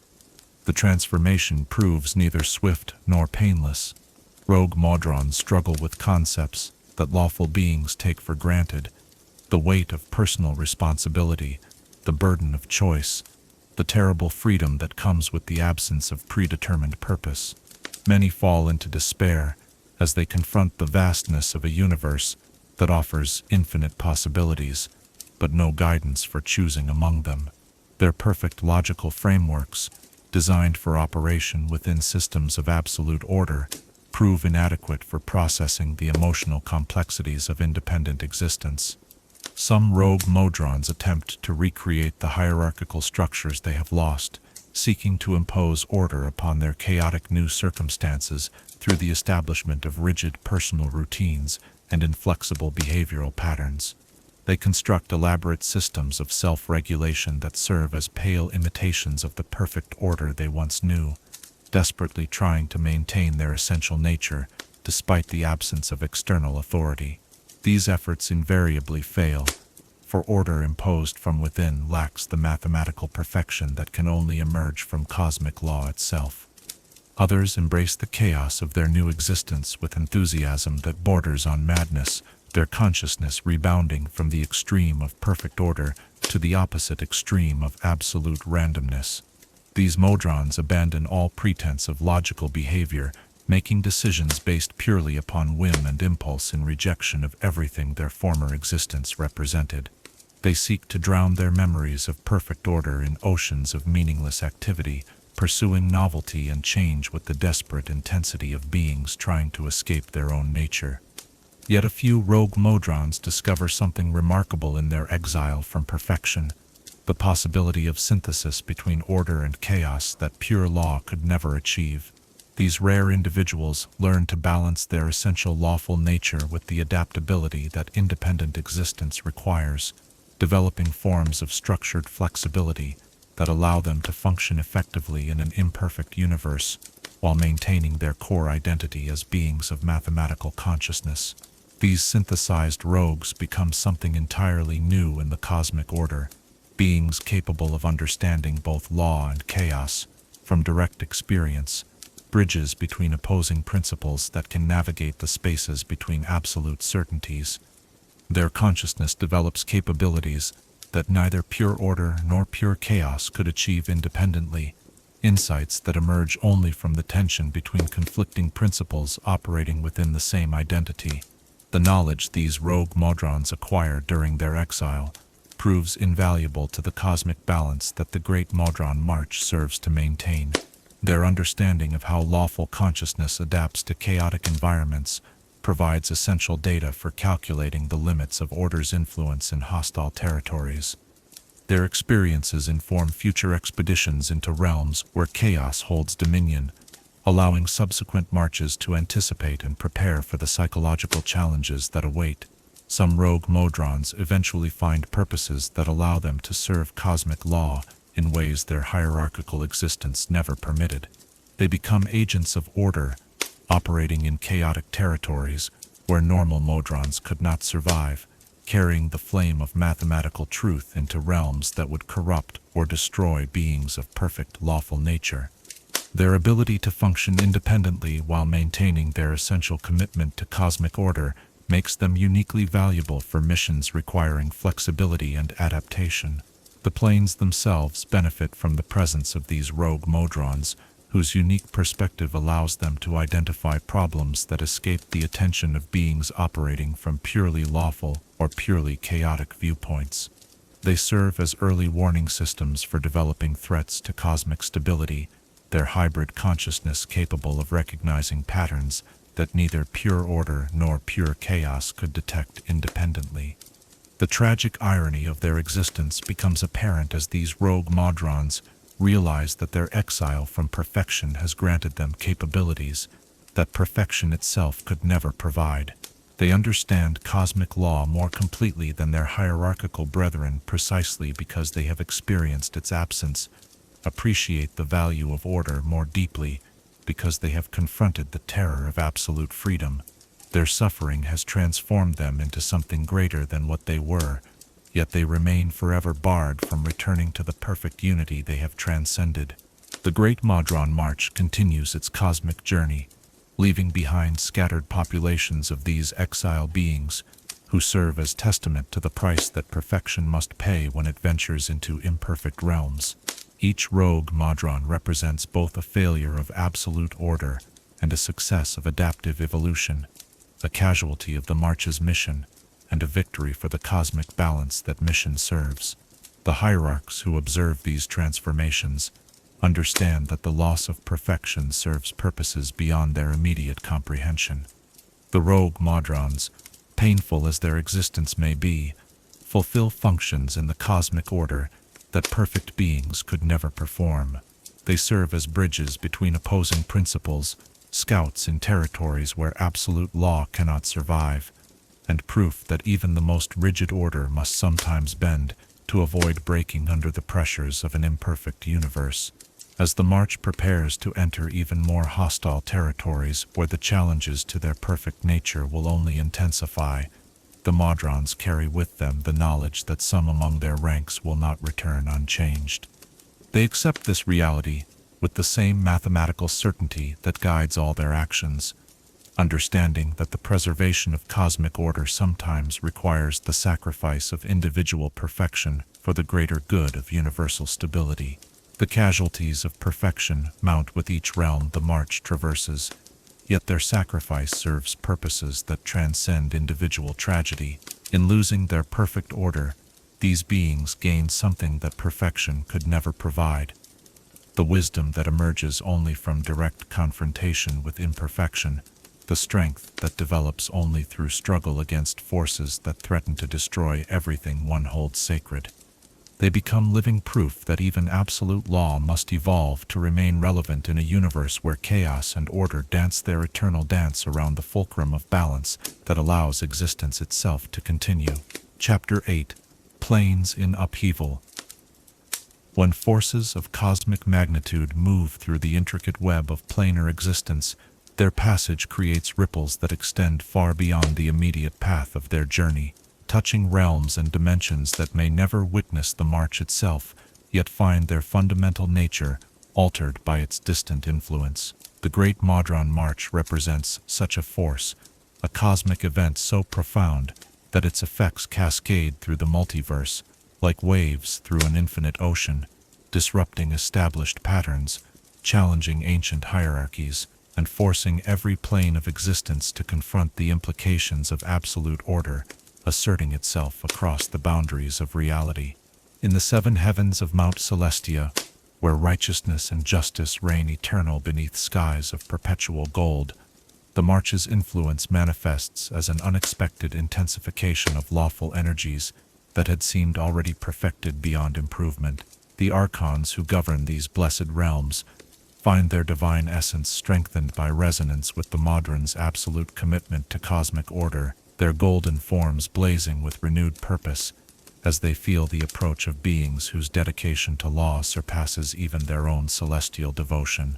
The silver sea of Lunia, first layer of Celestia, begins to reflect patterns that extend beyond its normal visions of divine truth. Within its blessed waters, images appear of the March's progress through distant realms, prophetic glimpses that show the archons both the necessity and the cost of the cosmic maintenance being performed in their name. These visions inspire some celestials to deeper contemplation of their own roles in maintaining universal order, while troubling others who recognize the implications of perfection's willingness to sacrifice itself for cosmic stability. The fortress libraries of Mercuria resonate with harmonics that cause ancient texts to reveal previously hidden passages, treatises on cosmic law that had remained sealed until the March's passage creates conditions necessary for their comprehension.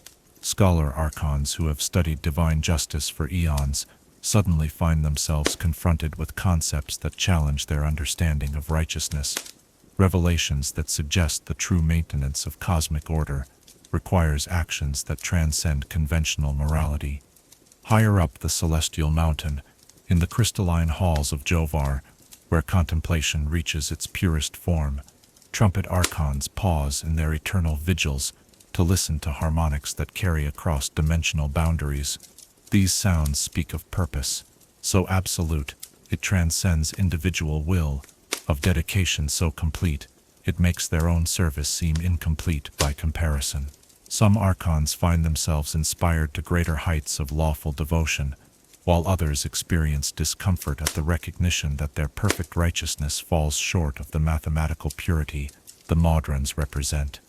In stark contrast to Celestia's strengthening, the infinite layers of the abyss writhe in torment, as chaotic energies find themselves under assault by forces they cannot comprehend or effectively resist. The demon lords who rule their respective layers experience the March's distant influence as a form of cosmic pressure that threatens to impose structure upon their carefully maintained chaos. Layers that have existed in states of perpetual transformation suddenly find their borders stabilizing, their chaotic landscapes organizing themselves according to principles that violate everything the abyss represents. Demogorgon, the prince of demons whose twin heads embody the ultimate expression of chaotic contradiction, feels the March's influence as a splitting headache that threatens to resolve his fundamental paradox into unwanted unity. His realm of gaping maw experiences unprecedented organization as the savage wilderness that defines his domain begins to exhibit patterns that suggest purpose rather than random violence. The demon prince's rage at this intrusion manifests as storms of pure chaos that rage across his lair, desperate attempts to maintain the disorder that defines his very existence. Orcus, demon lord of undeath, discovers that the March's influence strengthens the mathematical certainties that govern his domain while weakening the chaotic energies that fuel his power over negative existence. The undead armies under his command begin to move with unprecedented coordination, their shambling chaos organized into formations that display tactical sophistication beyond their normal capabilities. This improvement in their effectiveness comes at the cost of the random unpredictability that makes undead armies difficult for lawful forces to combat. Grazd, master of political intrigue and chaotic manipulation, finds his carefully constructed webs of influence disrupted by subjects who suddenly display unwavering commitment to principles rather than flexible loyalty to personal advantage. The dark elves and other chaotic beings who serve his court begin to exhibit behavior patterns that suggest the influence of absolute moral certainty, their duplicitous nature challenged by concepts of honor and consistency that threaten the foundation of his power. The 9 hells of Bator experience the March's passage as a form of cosmic validation that strengthens their lawful evil nature while presenting new challenges to their established order. The archdevils who rule these infernal layers find their authority enhanced by resonance with the Modron's absolute dedication to hierarchy, yet they also recognize that the mathematical purity of the March's purpose makes their own commitment to law seem tainted by self-interest and personal ambition. Asmodeus, Lord of the Nine, perceives the March from his throne in Nessus with consciousness that spans the entirety of his infernal domain.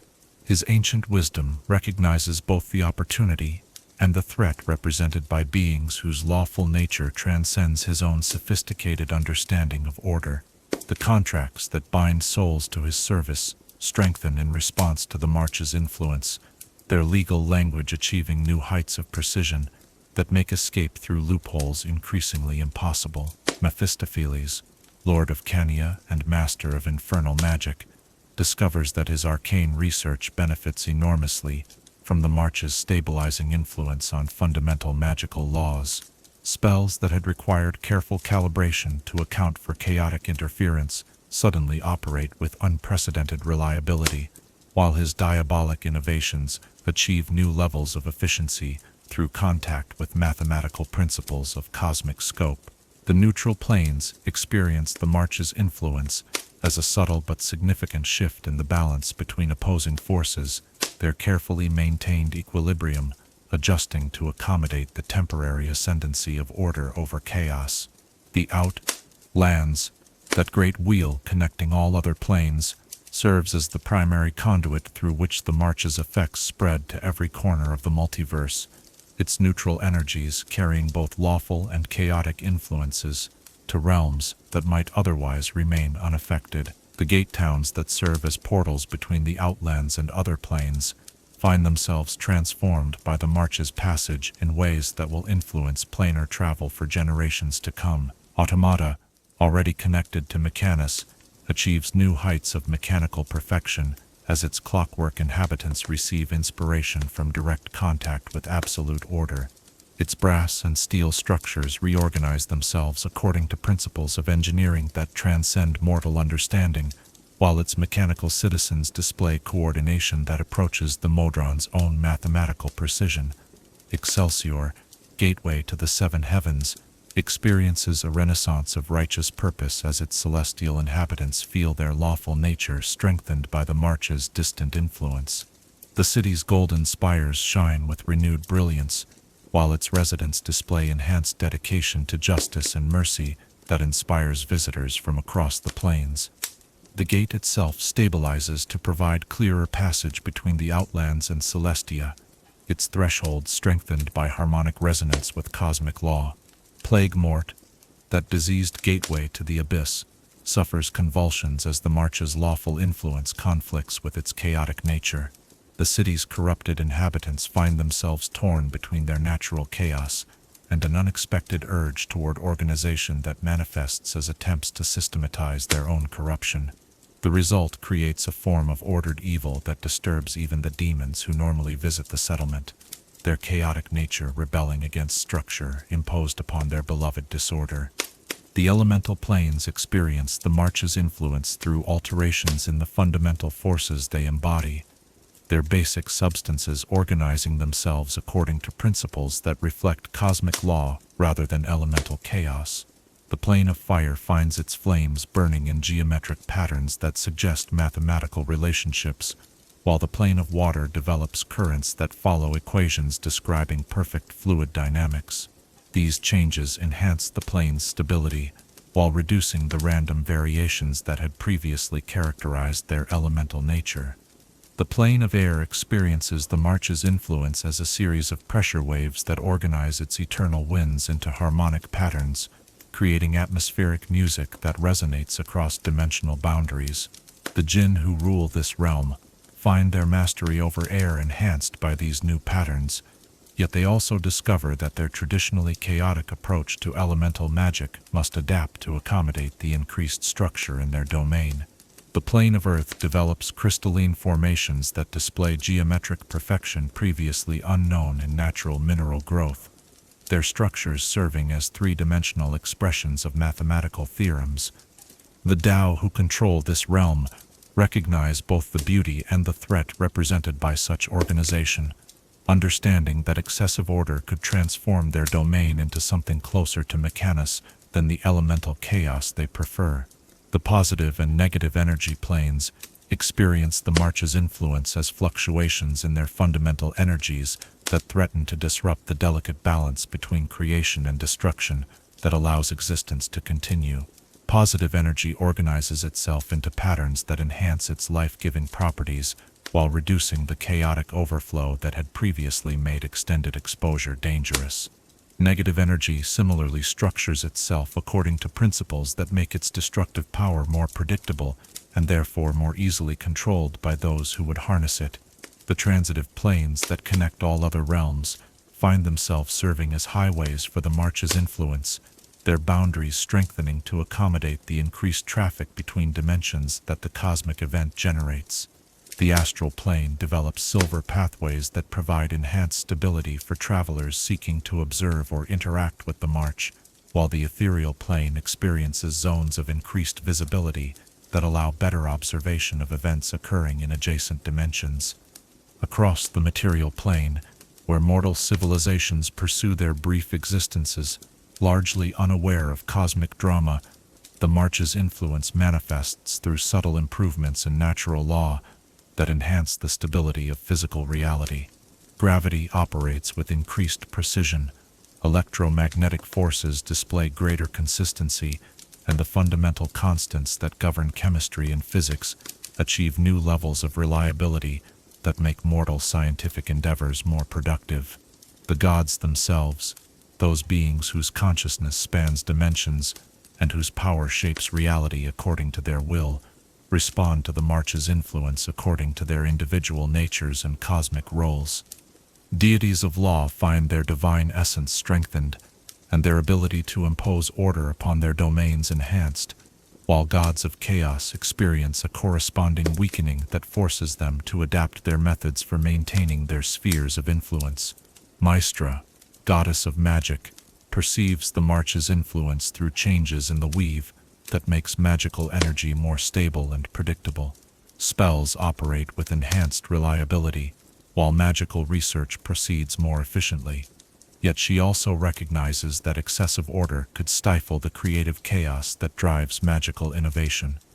Her response involves careful adjustments to magical law that preserve the benefits of increased stability while maintaining the flexibility necessary for continued arcane development. Ovma, god of knowledge, finds his domain expanded as the March's influence makes previously incomprehensible information accessible to mortal minds. Ancient mysteries resolve themselves through application of mathematical principles, while new discoveries emerge from improved understanding of cosmic law. The libraries and academies dedicated to his worship experience Renaissance periods marked by unprecedented scholarly achievement. Cyric, god of murder and strife, discovers that his chaotic influence weakens in territories affected by the March's passage, forcing him to develop new strategies for spreading discord that account for increased lawful influence.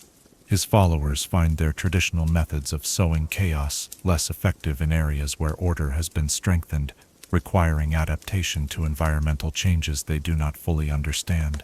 The March's influence extends beyond individual planes to affect the fundamental relationships between different realms, strengthening connections that serve cosmic order while weakening pathways that facilitate chaos. The Great Wheel cosmology itself experiences adjustments that optimize the flow of energy between opposing planes, creating better balance while reducing the potential for catastrophic instability. As the Great Modron March continues its cosmic journey, the upheaval it creates across the planes serves purposes that extend far beyond immediate cosmic maintenance. The changes it generates will influence the development of reality for eons to come, creating conditions that favor stability and order, while challenging chaos to evolve more sophisticated forms of creative disorder. The March demonstrates that even the most fundamental aspects of existence must sometimes undergo transformation to preserve the cosmic balance that allows the multiverse itself to continue its eternal dance between order and chaos. Chapter 9. The Purpose Revealed. Behind every great work lies a purpose so profound that mortal minds struggle to comprehend its scope, yet so essential that without it, the very foundations of existence would crumble into meaningless void. The Great Modron March, for all its spectacular display of perfect order, moving through chaotic realms, serves ends that transcend the mere demonstration of law's supremacy over disorder. As the march progresses through its cosmic circuit, the true nature of its mission becomes apparent to those with eyes to see and consciousness vast enough to comprehend the implications of maintenance performed on a universal scale. Deep within the swirling matrices of mathematical consciousness that bind the Modrons together, calculations of staggering complexity reveal the cosmic truth that drives their legendary journey. The multiverse, for all its apparent stability and enduring nature, operates according to principles that require constant adjustment to maintain their effectiveness. Like a vast clock whose mechanisms accumulate microscopic errors over eons of operation, the fundamental laws that govern reality develop inconsistencies that, left uncorrected, would eventually cascade into catastrophic failure. The Modrons perceive these inconsistencies through senses that operate beyond the limitations of physical perception, their crystalline consciousness attuned to frequencies that carry information about the basic constants underlying existence itself. They detect fluctuations in mathematical relationships that should remain absolutely stable, variations in cosmic principles that suggest the influence of forces attempting to undermine the ordered structure of reality. These disturbances, invisible to beings operating within normal consciousness, represent threats to universal stability that require intervention by entities capable of manipulating the fundamental equations of existence. The March's route through the multiverse follows pathways calculated to address specific points of cosmic instability, locations where the fabric of reality has developed weaknesses that threaten the integrity of the entire system. Each realm they visit, each chaotic territory they traverse, serves as a waypoint in a cosmic repair mission that encompasses the totality of planar existence. The Modron's presence in these locations provides the focused intention necessary to recalibrate fundamental forces and restore proper mathematical relationships between opposing principles. In the deepest regions of limbo, where chaos has accumulated beyond sustainable levels, the Modrons discover pockets of anti-existence that represent the universe's greatest threat to its own continuation. These zones of pure negation have grown through eons of unchecked chaotic influence, developing into reality cancers that consume structured existence while producing nothing to replace it. Left to expand unchecked, these anti-existence zones would eventually reach critical mass and begin a cascade reaction that would unravel the mathematical foundations supporting all of creation. The process of containing and neutralizing these cosmic tumors requires the concentrated effort of entire Modron hierarchies working in perfect coordination. The Great Modron itself must focus its transcendent consciousness upon the mathematical paradoxes that allow anti-existence to maintain itself within the framework of structured reality. The calculations involved in this work operate on scales that dwarf mortal comprehension, equations whose variables encompass the totality of cosmic history, and whose solutions determine the future viability of existence itself. The hierarchs position themselves in formations that create geometric patterns spanning multiple dimensions, their combined consciousness generating fields of absolute order that serve as containment barriers around the anti-existence zones. Within these barriers, the fundamental laws of reality operate with enhanced precision, creating environments where the paradoxes supporting anti-existence cannot maintain their coherence. The process requires enormous sacrifice, as individual Modrons expend their essential nature to provide the energy necessary for such massive reality manipulation. Lower ranks of Modrons support this cosmic surgery by maintaining defensive perimeters that prevent chaotic interference with the delicate work of universal repair. Their perfect discipline becomes essential, as the very concepts of existence and non-existence battle for dominance in spaces where reality itself becomes questionable. The mathematical certainty that defines their consciousness serves as an anchor point that prevents the work teams from being consumed by the paradoxes they struggle to resolve. Beyond the containment of anti-existence zones, the march addresses subtler but equally critical issues in the cosmic framework.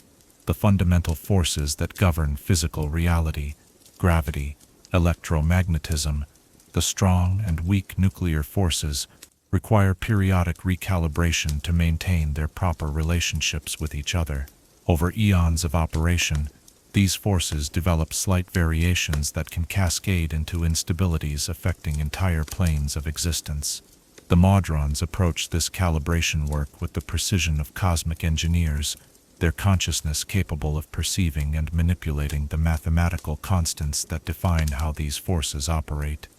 They adjust the relationships between fundamental principles with surgical accuracy, ensuring that the delicate balance maintaining physical reality remains stable across all dimensional boundaries.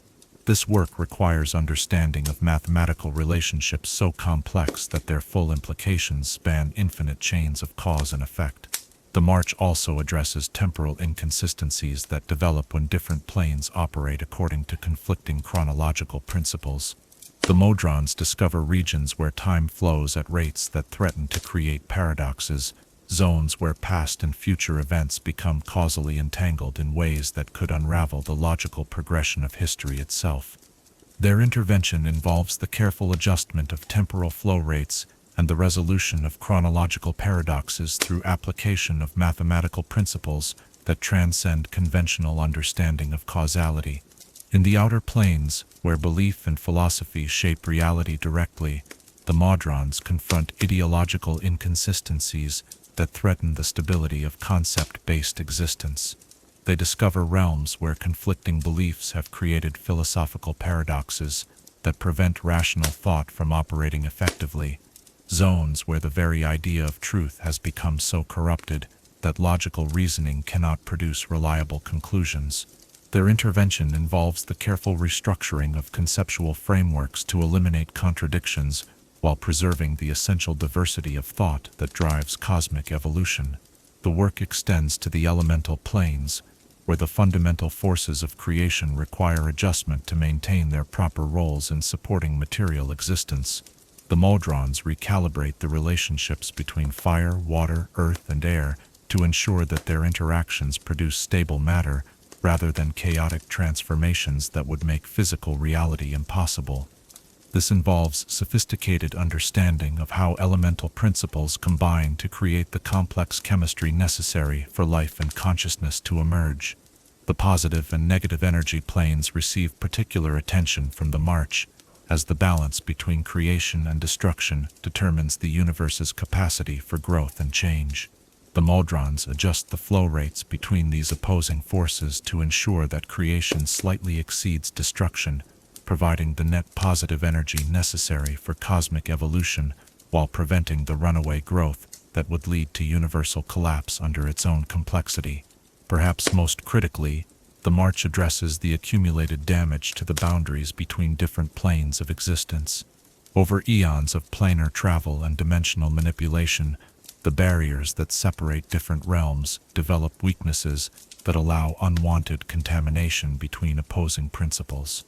The Modrons repair these dimensional boundaries with mathematical precision, strengthening the membranes that prevent chaos from seeping into lawful realms, while ensuring that the flow of energy between planes continues to support cosmic diversity. The work involves the reconstruction of fundamental geometric relationships that define how different dimensions relate to each other. The Modrons recalculate the mathematical equations that determine which planes can safely interact and which must remain isolated to prevent mutual annihilation.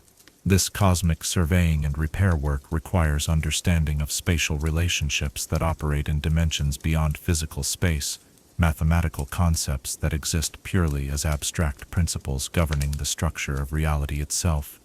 Throughout this cosmic maintenance work, the Modrons demonstrate capabilities that prove their consciousness operates on levels approaching divine omniscience.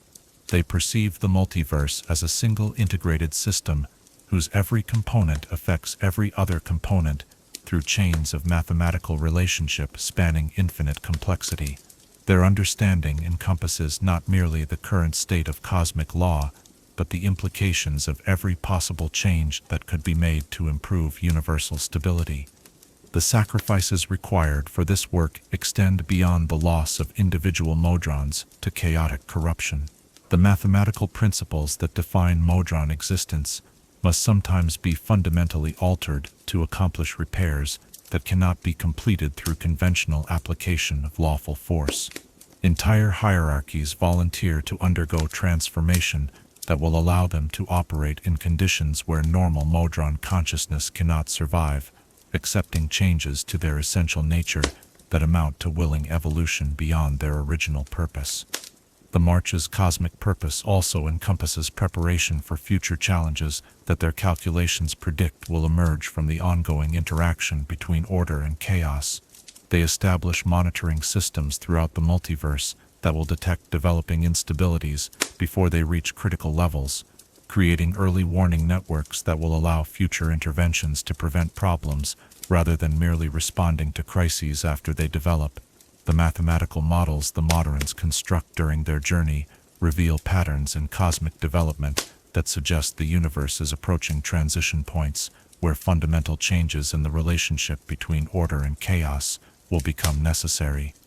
Their work includes preparation for these transitions, modifications to cosmic law that will allow reality to adapt to changing conditions while maintaining the essential stability that supports conscious existence. As the march nears completion of its cosmic circuit, the full scope of its accomplishments becomes apparent to observers capable of perceiving reality on the scales involved. The universe has been fundamentally strengthened through their intervention, its capacity for supporting complex existence enhanced through careful repair and adjustment of principles that most beings never realize require maintenance. The cosmic clock has been wound, its mechanisms cleaned and calibrated to operate with precision that will ensure continued function for eons to come. The purpose revealed through the march's cosmic journey transcends mere maintenance to encompass fundamental improvement of reality's capacity for supporting the evolution of consciousness itself. Through their sacrificial work in the deepest reaches of chaos, the Modrons have enhanced the universe's ability to nurture the development of beings capable of contemplating their own existence and contributing to the ongoing creation of meaning within the cosmic framework. The Great Modron March stands revealed as the ultimate expression of consciousness serving purposes greater than individual existence, beings of perfect law dedicating themselves to cosmic maintenance that will benefit forms of existence they may never encounter or understand. Their journey through realms of madness and discord serves the highest purpose imaginable, ensuring that the universe itself continues to provide the stable foundation upon which all other purposes can be built and pursued. Chapter 10. The Return Circuit.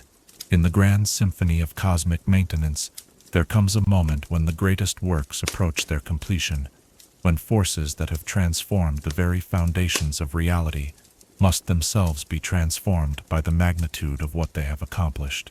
The Great Modron March, having traversed the most treacherous realms of chaos and performed repairs to the universe's fundamental structure, begins its return journey to Mechanus, forever changed by the cosmic responsibilities it has shouldered and the sacrifices it has made in service of universal order. The Modrons who commenced the return circuit bear little resemblance to the perfect formations that departed Regulus with mathematical precision defining every aspect of their existence.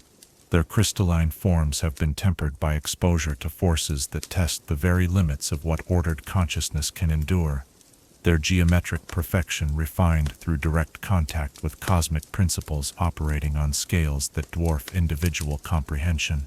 They carry within their transformed consciousness the accumulated wisdom of beings who have literally touched the foundations of existence and found them both more fragile and more resilient than their theoretical understanding had suggested. The mathematical matrices that define modern existence have evolved throughout the March's cosmic journey, adapting to accommodate insights that pure law alone could never have achieved. Those Modrons who survived direct exposure to anti-existence zones possess consciousness expanded beyond their original parameters, their awareness encompassing paradoxes that should theoretically be impossible for lawful beings to comprehend. These evolved Modrons represent something entirely new in the cosmic order, beings of perfect law who have integrated chaotic experiences without losing their essential nature. The Great Modron itself has undergone the most profound transformation, its transcendent consciousness now encompassing direct knowledge of every cosmic principle the March has encountered and corrected. The calculations that originally guided the expedition have evolved into something approaching omniscience, mathematical understanding so complete it borders on divine revelation. When it communicates with its subordinates, its harmonics carry frequencies that speak of truths discovered in the deepest reaches of chaos, wisdom that could only be acquired through willing exposure to forces that threaten the very concept of order. As the return journey begins, the surviving Modrons organize themselves according to new geometric principles that reflect their enhanced understanding of cosmic law. The rigid hierarchies that characterized their original formation give way to more flexible configurations that maintain essential order while accommodating the increased complexity of consciousness that direct experience with cosmic maintenance has produced. These new formations display mathematical beauty that transcends their original perfection, patterns that incorporate lessons learned through confrontation with the ultimate challenges existence can present. The route of the return circuit follows pathways that demonstrate the March's ultimate mastery over the chaotic forces they have encountered. Where their original journey required careful navigation through hostile territories, their return transforms these same realms into highways of order that will serve future cosmic maintenance efforts. The corridors of stability they establish during their passage create permanent improvements to the planar infrastructure, highways through chaos that will endure long after the March itself has returned to Mechanus. In the deepest regions of Limbo, where the March performed its most critical repairs to reality's foundation, the returning Modrons leave behind monitoring stations staffed by volunteers who have accepted permanent exile from their home plane.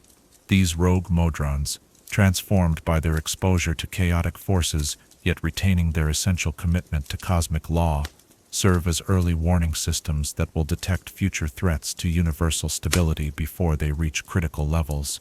Their sacrifice represents the ultimate expression of lawful dedication, accepting isolation from perfection to serve the greater good. The transformed landscape of Limbo itself serves as testament to the March's cosmic purpose, zones of balanced influence where chaos and order achieve synthesis previously thought impossible.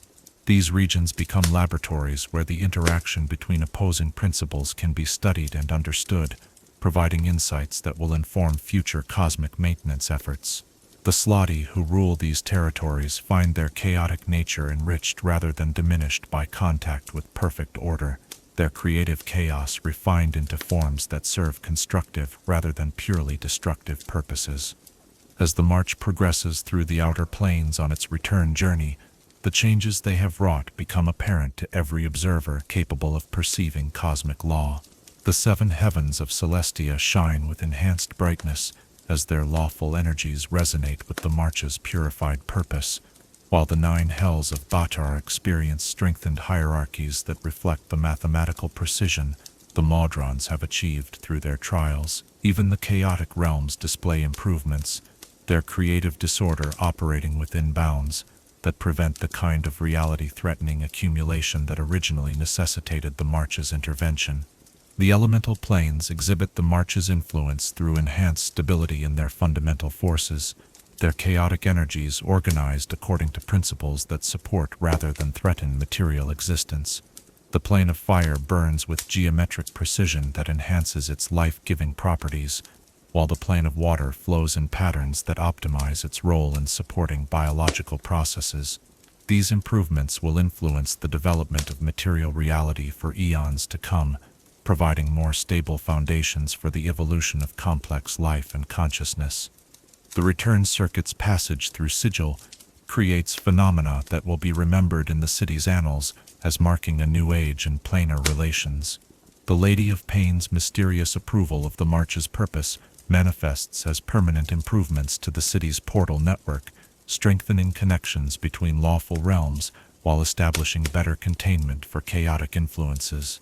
The Modron's enhanced understanding of cosmic law allows them to contribute to Sigil's function as the nexus of planar travel, optimizing the flow of energy between dimensions to support greater stability throughout the multiverse.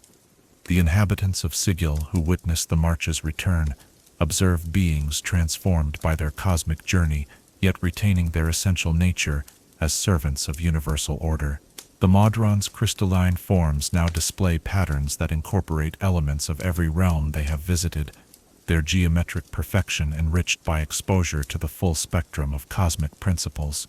These visual modifications serve functional purposes, allowing the transformed Modrons to operate more effectively in environments where pure law alone would prove insufficient.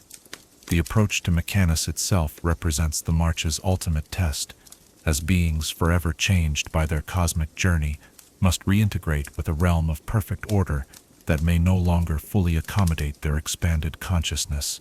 The great gears of their home plane begin to shift their rotation patterns in preparation for receiving the transformed expedition, their mechanical perfection adapting to accommodate consciousness that has evolved beyond the original parameters of lawful existence. The Modrons who remained in Mechanus to maintain essential functions during the march's absence experience their own transformation through resonance with their returning brethren.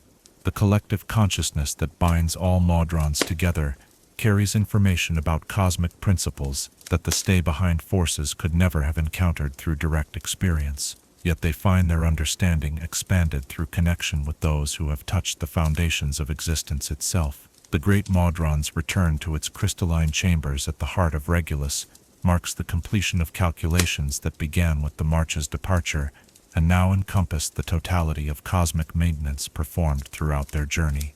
These final computations will influence the timing and nature of future marches for eons to come, incorporating lessons learned through direct experience with chaos into theoretical frameworks that guide long-term cosmic planning. The reintegration process that follows the march's return demonstrates the fundamental adaptability that underlies even the most perfectly ordered systems. The rigid hierarchies that originally defined modern society evolved to accommodate the enhanced consciousness of those who have returned from cosmic duty, creating new ranks and relationships that reflect expanded understanding of universal law. These organizational changes represent permanent improvements to Mechanus itself, optimizations that will enhance the plane's effectiveness in serving its cosmic function. The promotion ceremonies that traditionally follow a march's completion take on unprecedented significance as Modrons whose consciousness has been fundamentally expanded assume positions of greater responsibility within the hierarchy. The mathematical precision that governs these promotions must account for capabilities that transcend the original parameters of Modron existence, requiring calculations that push the boundaries of lawful understanding. Some returning Modrons find themselves elevated to entirely new categories of existence, their consciousness expanded beyond the traditional hierarchy to encompass cosmic responsibilities that did not exist before their transformative journey. These evolved beings serve as bridges between pure law and the complex realities of universal maintenance, their hybrid understanding allowing them to navigate challenges that pure order alone cannot address. The cosmic data gathered during the march's journey undergoes analysis that will continue for centuries, the returning Modrons sharing their experiences through harmonic exchanges that distribute knowledge throughout the entire hierarchy. This process of information integration represents one of the march's most valuable accomplishments, transforming individual experiences into collective wisdom that will inform all future cosmic maintenance efforts. The march's return also initiates preparation for the next cosmic cycle, calculations that must account for the changes wrought by their intervention and the new challenges that will emerge from the universe's continued evolution. The mathematical models that guide these preparations incorporate variables that could only be determined through direct experience with cosmic maintenance, ensuring that future marches will be even more effective in addressing threats to universal stability. The transformed Modrons who have returned from their cosmic journey carry within their consciousness the promise that order and chaos need not remain forever opposed, that synthesis between opposing principles can produce results superior to what either force could achieve in isolation. Their existence serves as proof that even perfect law can evolve and adapt without losing its essential nature, that growth and change can strengthen rather than weaken commitment to cosmic principles. As the eight gears of Mechanus resume their eternal rotation with patterns that reflect the march's transformative influence, the plane itself has been enhanced by the return of beings whose consciousness now encompasses direct knowledge of what universal maintenance requires. The crystalline cities that crown the gear worlds display new architectural principles that incorporate lessons learned in the deepest reaches of chaos, their geometric perfection enriched by understanding of how order must sometimes bend to avoid breaking under cosmic pressures. The return circuit's completion marks not an ending but a transformation, the birth of new forms of lawful consciousness that will serve cosmic purposes previously beyond imagination. The Great Modron March has achieved its ultimate goal, not merely the maintenance of universal order, but the evolution of order itself into forms capable of addressing whatever challenges the infinite future may bring to the eternal dance between law and chaos. that defines existence itself. Chapter 11. Ripples across reality. When stones are cast into still waters, the ripples they create spread far beyond the point of impact, touching distant shores with waves that carry the energy of that first disturbance long after the stone has settled to the bottom. So it is with events of cosmic magnitude. Their effects propagate through the fabric of reality itself, creating changes that echo across dimensions and through time, influencing the development of existence in ways both subtle and profound. The Great Modron March, having completed its circuit through the multiverse and returned to the geometric perfection of Mechanus, leaves behind a transformed cosmos whose every plane bears the mark of its passage. Across the infinite expanse of limbo, where chaos once reigned unchallenged in its purest form, corridors of stability now provide permanent pathways through the swirling maelstrom of possibility. These highways of order, carved from the substance of pure chaos through the Modron's unwavering dedication to cosmic law, represent fundamental alterations to the nature of the plane itself.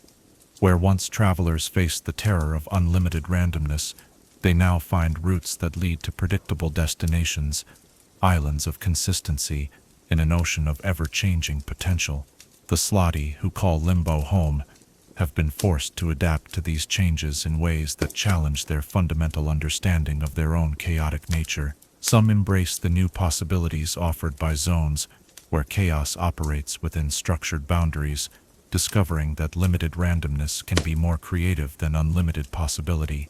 These evolved chaos beings begin to experiment with forms of controlled unpredictability that produce results impossible under either pure order or pure chaos, their consciousness expanding to encompass concepts of purposeful randomness that serve constructive ends. Other Slotty react with rage to the permanent imposition of structure upon their formless domain, yet find their opposition itself transformed by contact with absolute order. Their chaotic rebellions against the corridors of stability follow patterns that display unexpected mathematical beauty, their random violence organizing itself into forms that approach artistic expression. Even in their resistance to order, they become more than they were before, their chaos refined through contact with perfect law into something that transcends mere destruction. The rogue Modrons scattered throughout the multiverse during the March's passage serve as living monuments to the price of cosmic maintenance, yet their exile from perfection has granted them capabilities that normal Modrons could never possess. These beings of evolved consciousness operate as bridges between opposing principles, their hybrid nature allowing them to navigate territories where pure law or pure chaos would prove inadequate. Their understanding encompasses both the mathematical certainty of order and the creative potential of controlled randomness, making them uniquely valuable for missions requiring flexibility and adaptation. Some of these rogue Modrons establish communities in the neutral territories of the Outlands, creating settlements that demonstrate new forms of organized existence.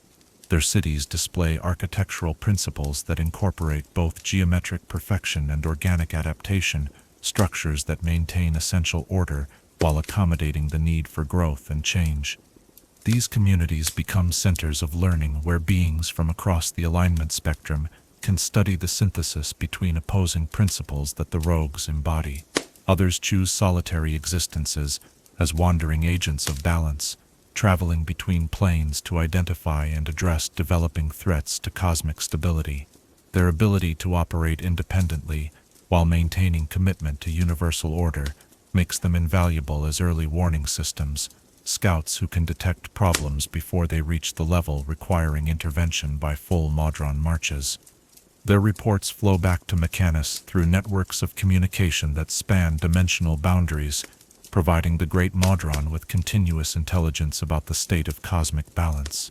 The outer planes that experienced the March's passage find their fundamental natures enhanced rather than altered, their essential characteristics strengthened through contact with absolute purpose.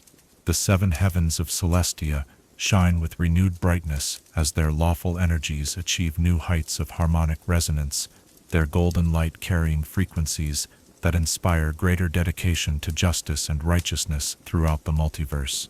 The archons who rule these blessed realms discover that their understanding of divine law has been deepened through indirect contact with mathematical perfection, their celestial wisdom expanded to encompass principles they had never before contemplated. The 9 hells of Batter experience their own form of enhancement as their lawful evil nature finds itself validated and strengthened by the March's demonstration of order's ultimate power.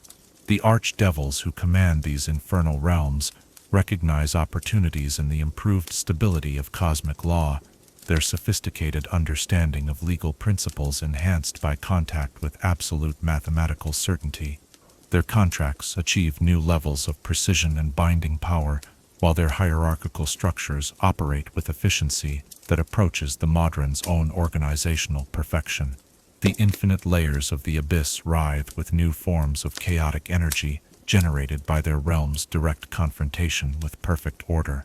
While the March's passage imposed temporary structure upon selected regions of the abyss, the chaotic nature of the realm has ultimately absorbed and transformed these influences into new varieties of creative destruction. The demon lords who rule various layers discover that their chaotic power has been refined through contact with its opposite, their ability to generate meaningful discord enhanced by understanding of what they oppose. The elemental planes exhibit perhaps the most dramatic long-term changes from the March's intervention, their fundamental forces operating with enhanced stability that will influence the development of material reality for eons to come. The plane of fire burns with geometric precision that optimizes its role in supporting life and energy throughout the multiverse, its flames following mathematical patterns that maximize their beneficial effects while minimizing destructive potential. The salamanders and other fire elementals who inhabit this realm find their mastery over flame enhanced by the new organizational principles, their fiery nature enriched rather than diminished by increased structure. The plane of water flows in currents that follow equations describing perfect fluid dynamics, its oceans and rivers operating according to principles that support rather than threaten the biological processes that depend upon aquatic environments. The Merid and other water elementals discover that their domain's enhanced predictability allows for more sophisticated manipulation of their element, their power over water increased through understanding of the mathematical relationships governing fluid behavior. The plane of Earth develops crystalline formations that serve as three-dimensional expressions of geometric theorems, their mineral structures displaying mathematical relationships previously unknown in natural formations. The Tao, who control this realm, recognize both the beauty and the practical value of such organization, their mastery over stone and metal enhanced by crystals that embody fundamental principles of structural engineering. The plane of air resonates with harmonic patterns that transform its eternal winds into a cosmic instrument capable of producing music that carries across dimensional boundaries. The Jinn who rule this realm find their authority over atmospheric forces enhanced by these new patterns, their ability to manipulate weather and wind increased through understanding of the mathematical relationships governing pressure and flow. The positive and negative energy planes experience the March's influence as fundamental improvements to their essential functions, their life-giving and destructive properties operating with enhanced efficiency that benefits the cosmic balance between creation and destruction. Positive energy organizes itself into patterns that maximize its ability to support complex life while minimizing the chaotic overflow that had previously made extended exposure dangerous. Negative energy, similarly, structures itself according to principles that make its destructive power more predictable and therefore more easily controlled by those who would harness it for legitimate purposes. The material plane, where mortal civilizations pursue their brief existences largely unaware of cosmic drama, benefits from subtle but significant improvements to the fundamental constants that govern physical reality.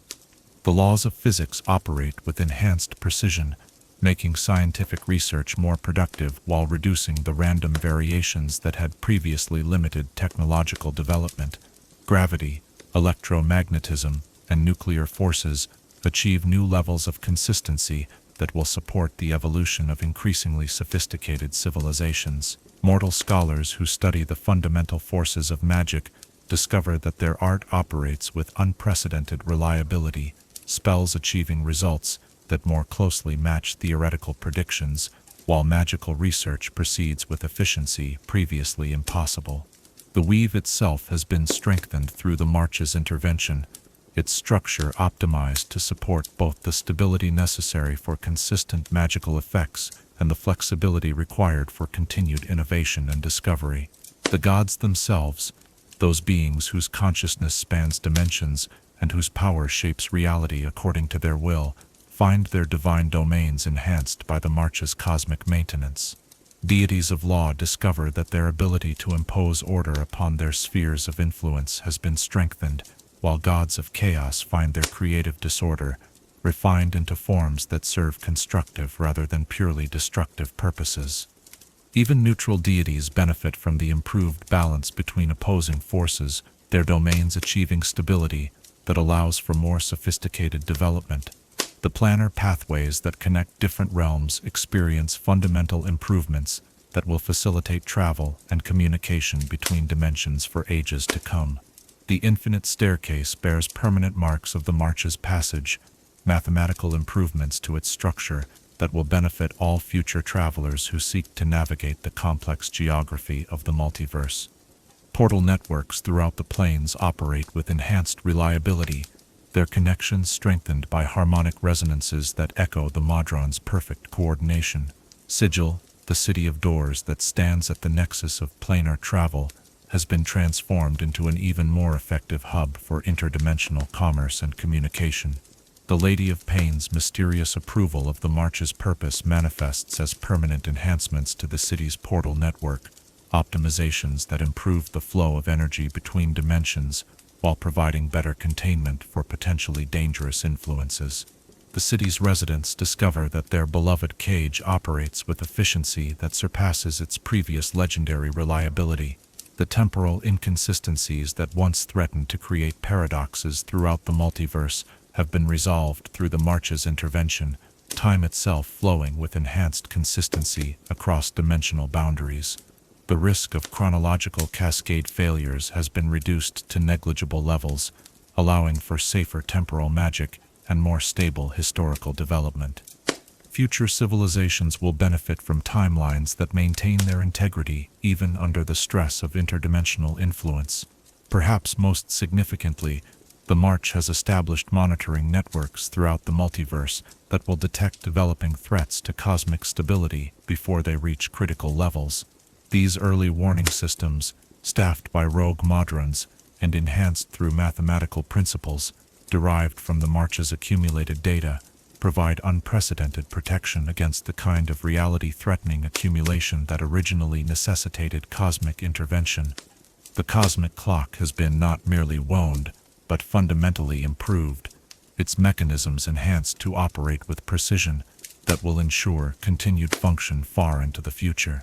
The universe itself has been strengthened through the March's sacrificial intervention, its capacity for supporting complex existence enhanced through careful repair and optimization of principles that most beings never realize require maintenance. The ripples created by the Great Modron March continue to spread through reality, touching realms and dimensions that may never have witnessed the March itself, yet find their fundamental nature improved by its distant influence. These changes represent permanent enhancements to the cosmic framework, improvements that will influence the development of existence for eons to come while preparing the multiverse for whatever challenges the infinite future may bring. The March's legacy lives on in every strengthened law, every improved constant, every enhanced principle that now operates with greater efficiency than before. The Modron's willing sacrifice in service of cosmic maintenance has purchased stability that will benefit forms of existence they may never encounter, consciousness they will never know, possibilities they cannot imagine. Their journey through realms of madness has made the entire multiverse a more hospitable place for the evolution of order, chaos, and the infinite variety of existence that emerges from their eternal dance around the fulcrum of balance that allows reality itself to continue. Chapter 12. The Eternal Equation. As we reach the conclusion of this cosmic chronicle, we find ourselves confronted with truths that transcend the mere recounting of events, philosophies that emerge only when consciousness dares to contemplate the infinite patterns that govern existence itself.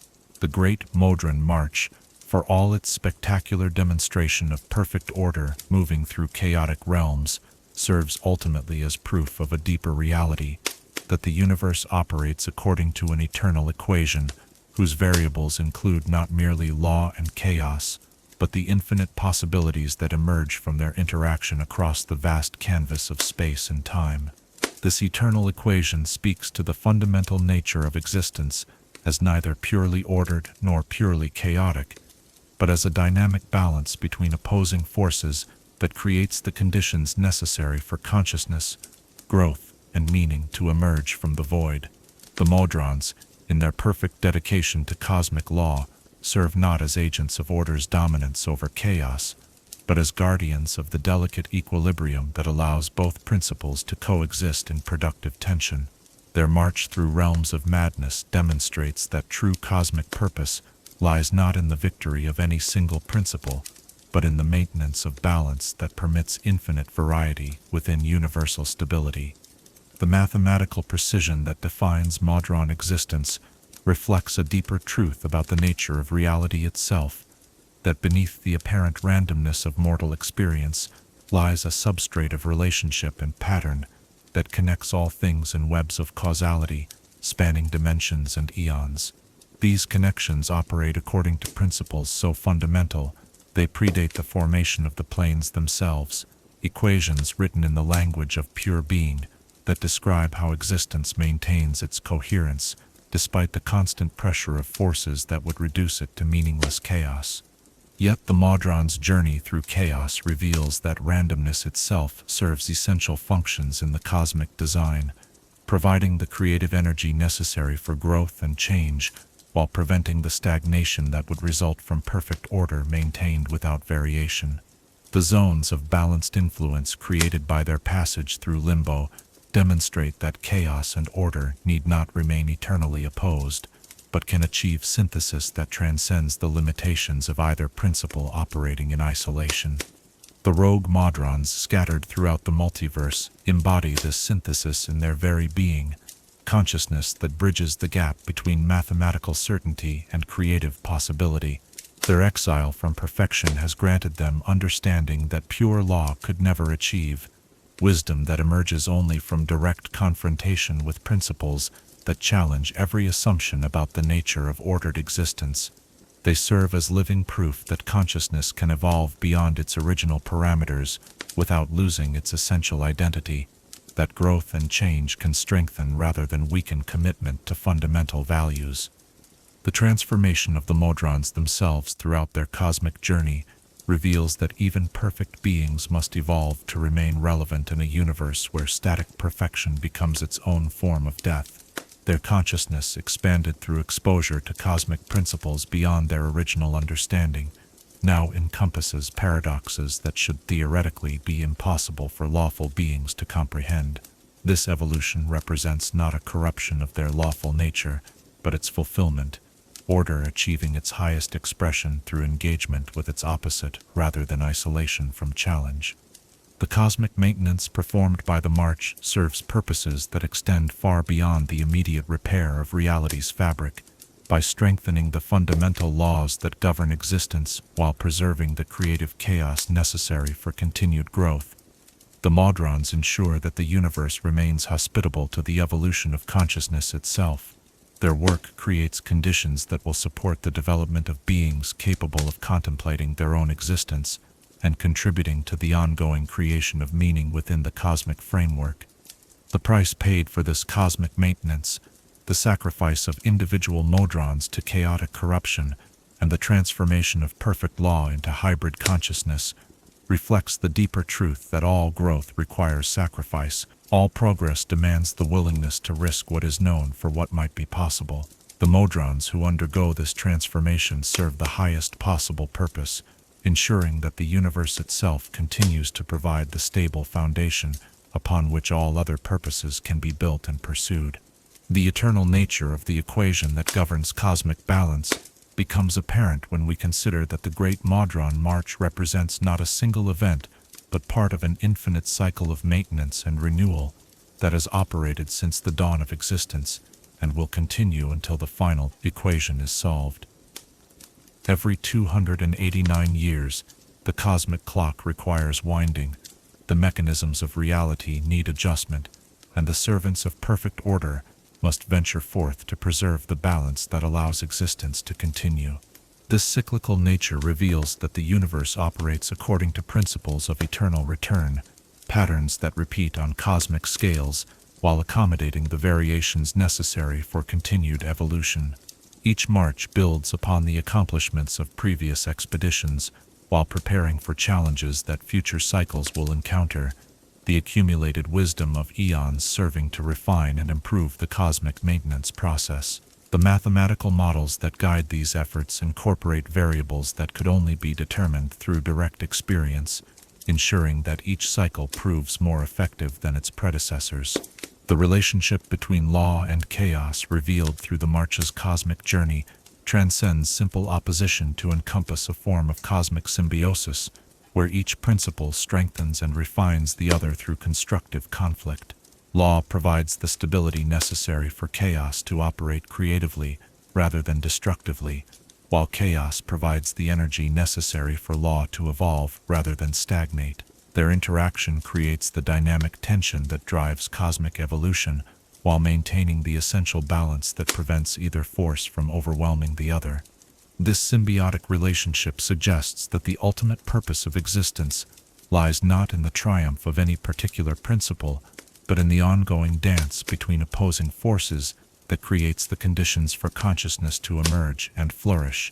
The Modrons serve as choreographers of this cosmic ballet, their mathematical precision ensuring that the dance continues with steps that strengthen rather than exhaust the dancers, movements that create beauty while serving essential functions in the maintenance of universal harmony. The philosophical implications of the march's success extend to questions of purpose and meaning that consciousness has pondered since first awakening to its own existence. If perfect beings willingly sacrifice themselves for cosmic principles they will never fully experience, if law serves chaos as much as chaos serves law, if individual identity must sometimes be transcended to serve universal purpose, then what does this teach us about the nature of meaningful existence? The answer lies in the recognition that meaning emerges not from the achievement of personal perfection, but from participation in purposes greater than individual consciousness can encompass. The Modrons find fulfillment not in their own geometric beauty, but in their contribution to cosmic stability that benefits forms of existence they may never encounter. Their mathematical consciousness achieves its highest expression through service to equations whose solutions determine the viability of consciousness itself.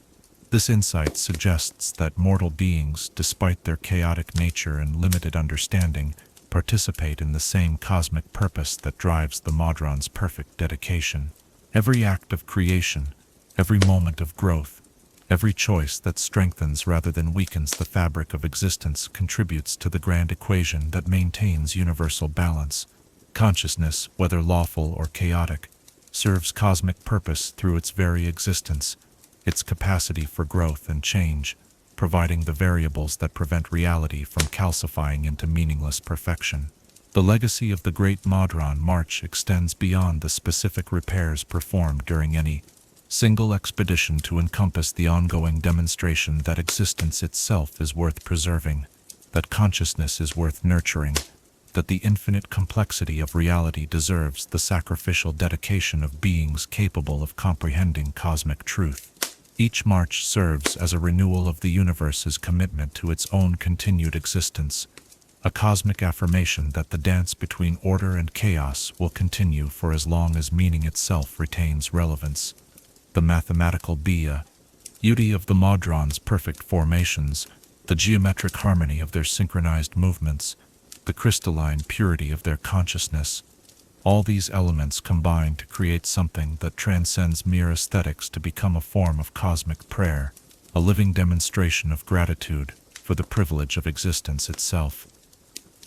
Their march through realms of madness carries this prayer to every corner of the multiverse, spreading the influence of conscious appreciation for the miracle of being conscious.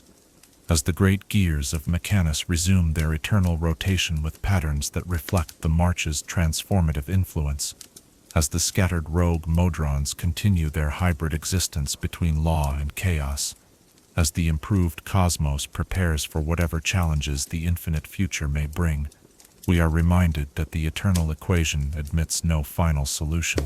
The universe will always require maintenance, consciousness will always need nurturing, and the balance between order and chaos will always demand the vigilant attention of beings capable of understanding their cosmic responsibilities. The great Modron March stands as eternal testament to the power of purpose pursued with mathematical precision, evidence that perfect dedication to cosmic principles can overcome any obstacle that existence might place in its path. Their journey through realms of madness proves that consciousness can maintain its essential nature while adapting to challenges that transform the very foundations of its existence, that growth and sacrifice can strengthen rather than weaken commitment to fundamental truth. In the end, the march reveals that existence itself is the greatest equation ever written, a cosmic theorem whose proof requires the participation of every conscious being willing to contribute their unique variables to the infinite calculation. Law and chaos, order and randomness, stability and change, all serve as necessary components in this eternal equation, whose solution determines not merely the continuation of existence, but its capacity for generating ever greater complexity, beauty, and meaning. The Modrons march, and will always march, carrying the flame of perfect order into the heart of absolute chaos, not to conquer, but to serve, not to dominate, but to balance, not to end the dance, but to ensure it continues. Their geometric perfection serves the cosmic imperfection that gives existence its meaning.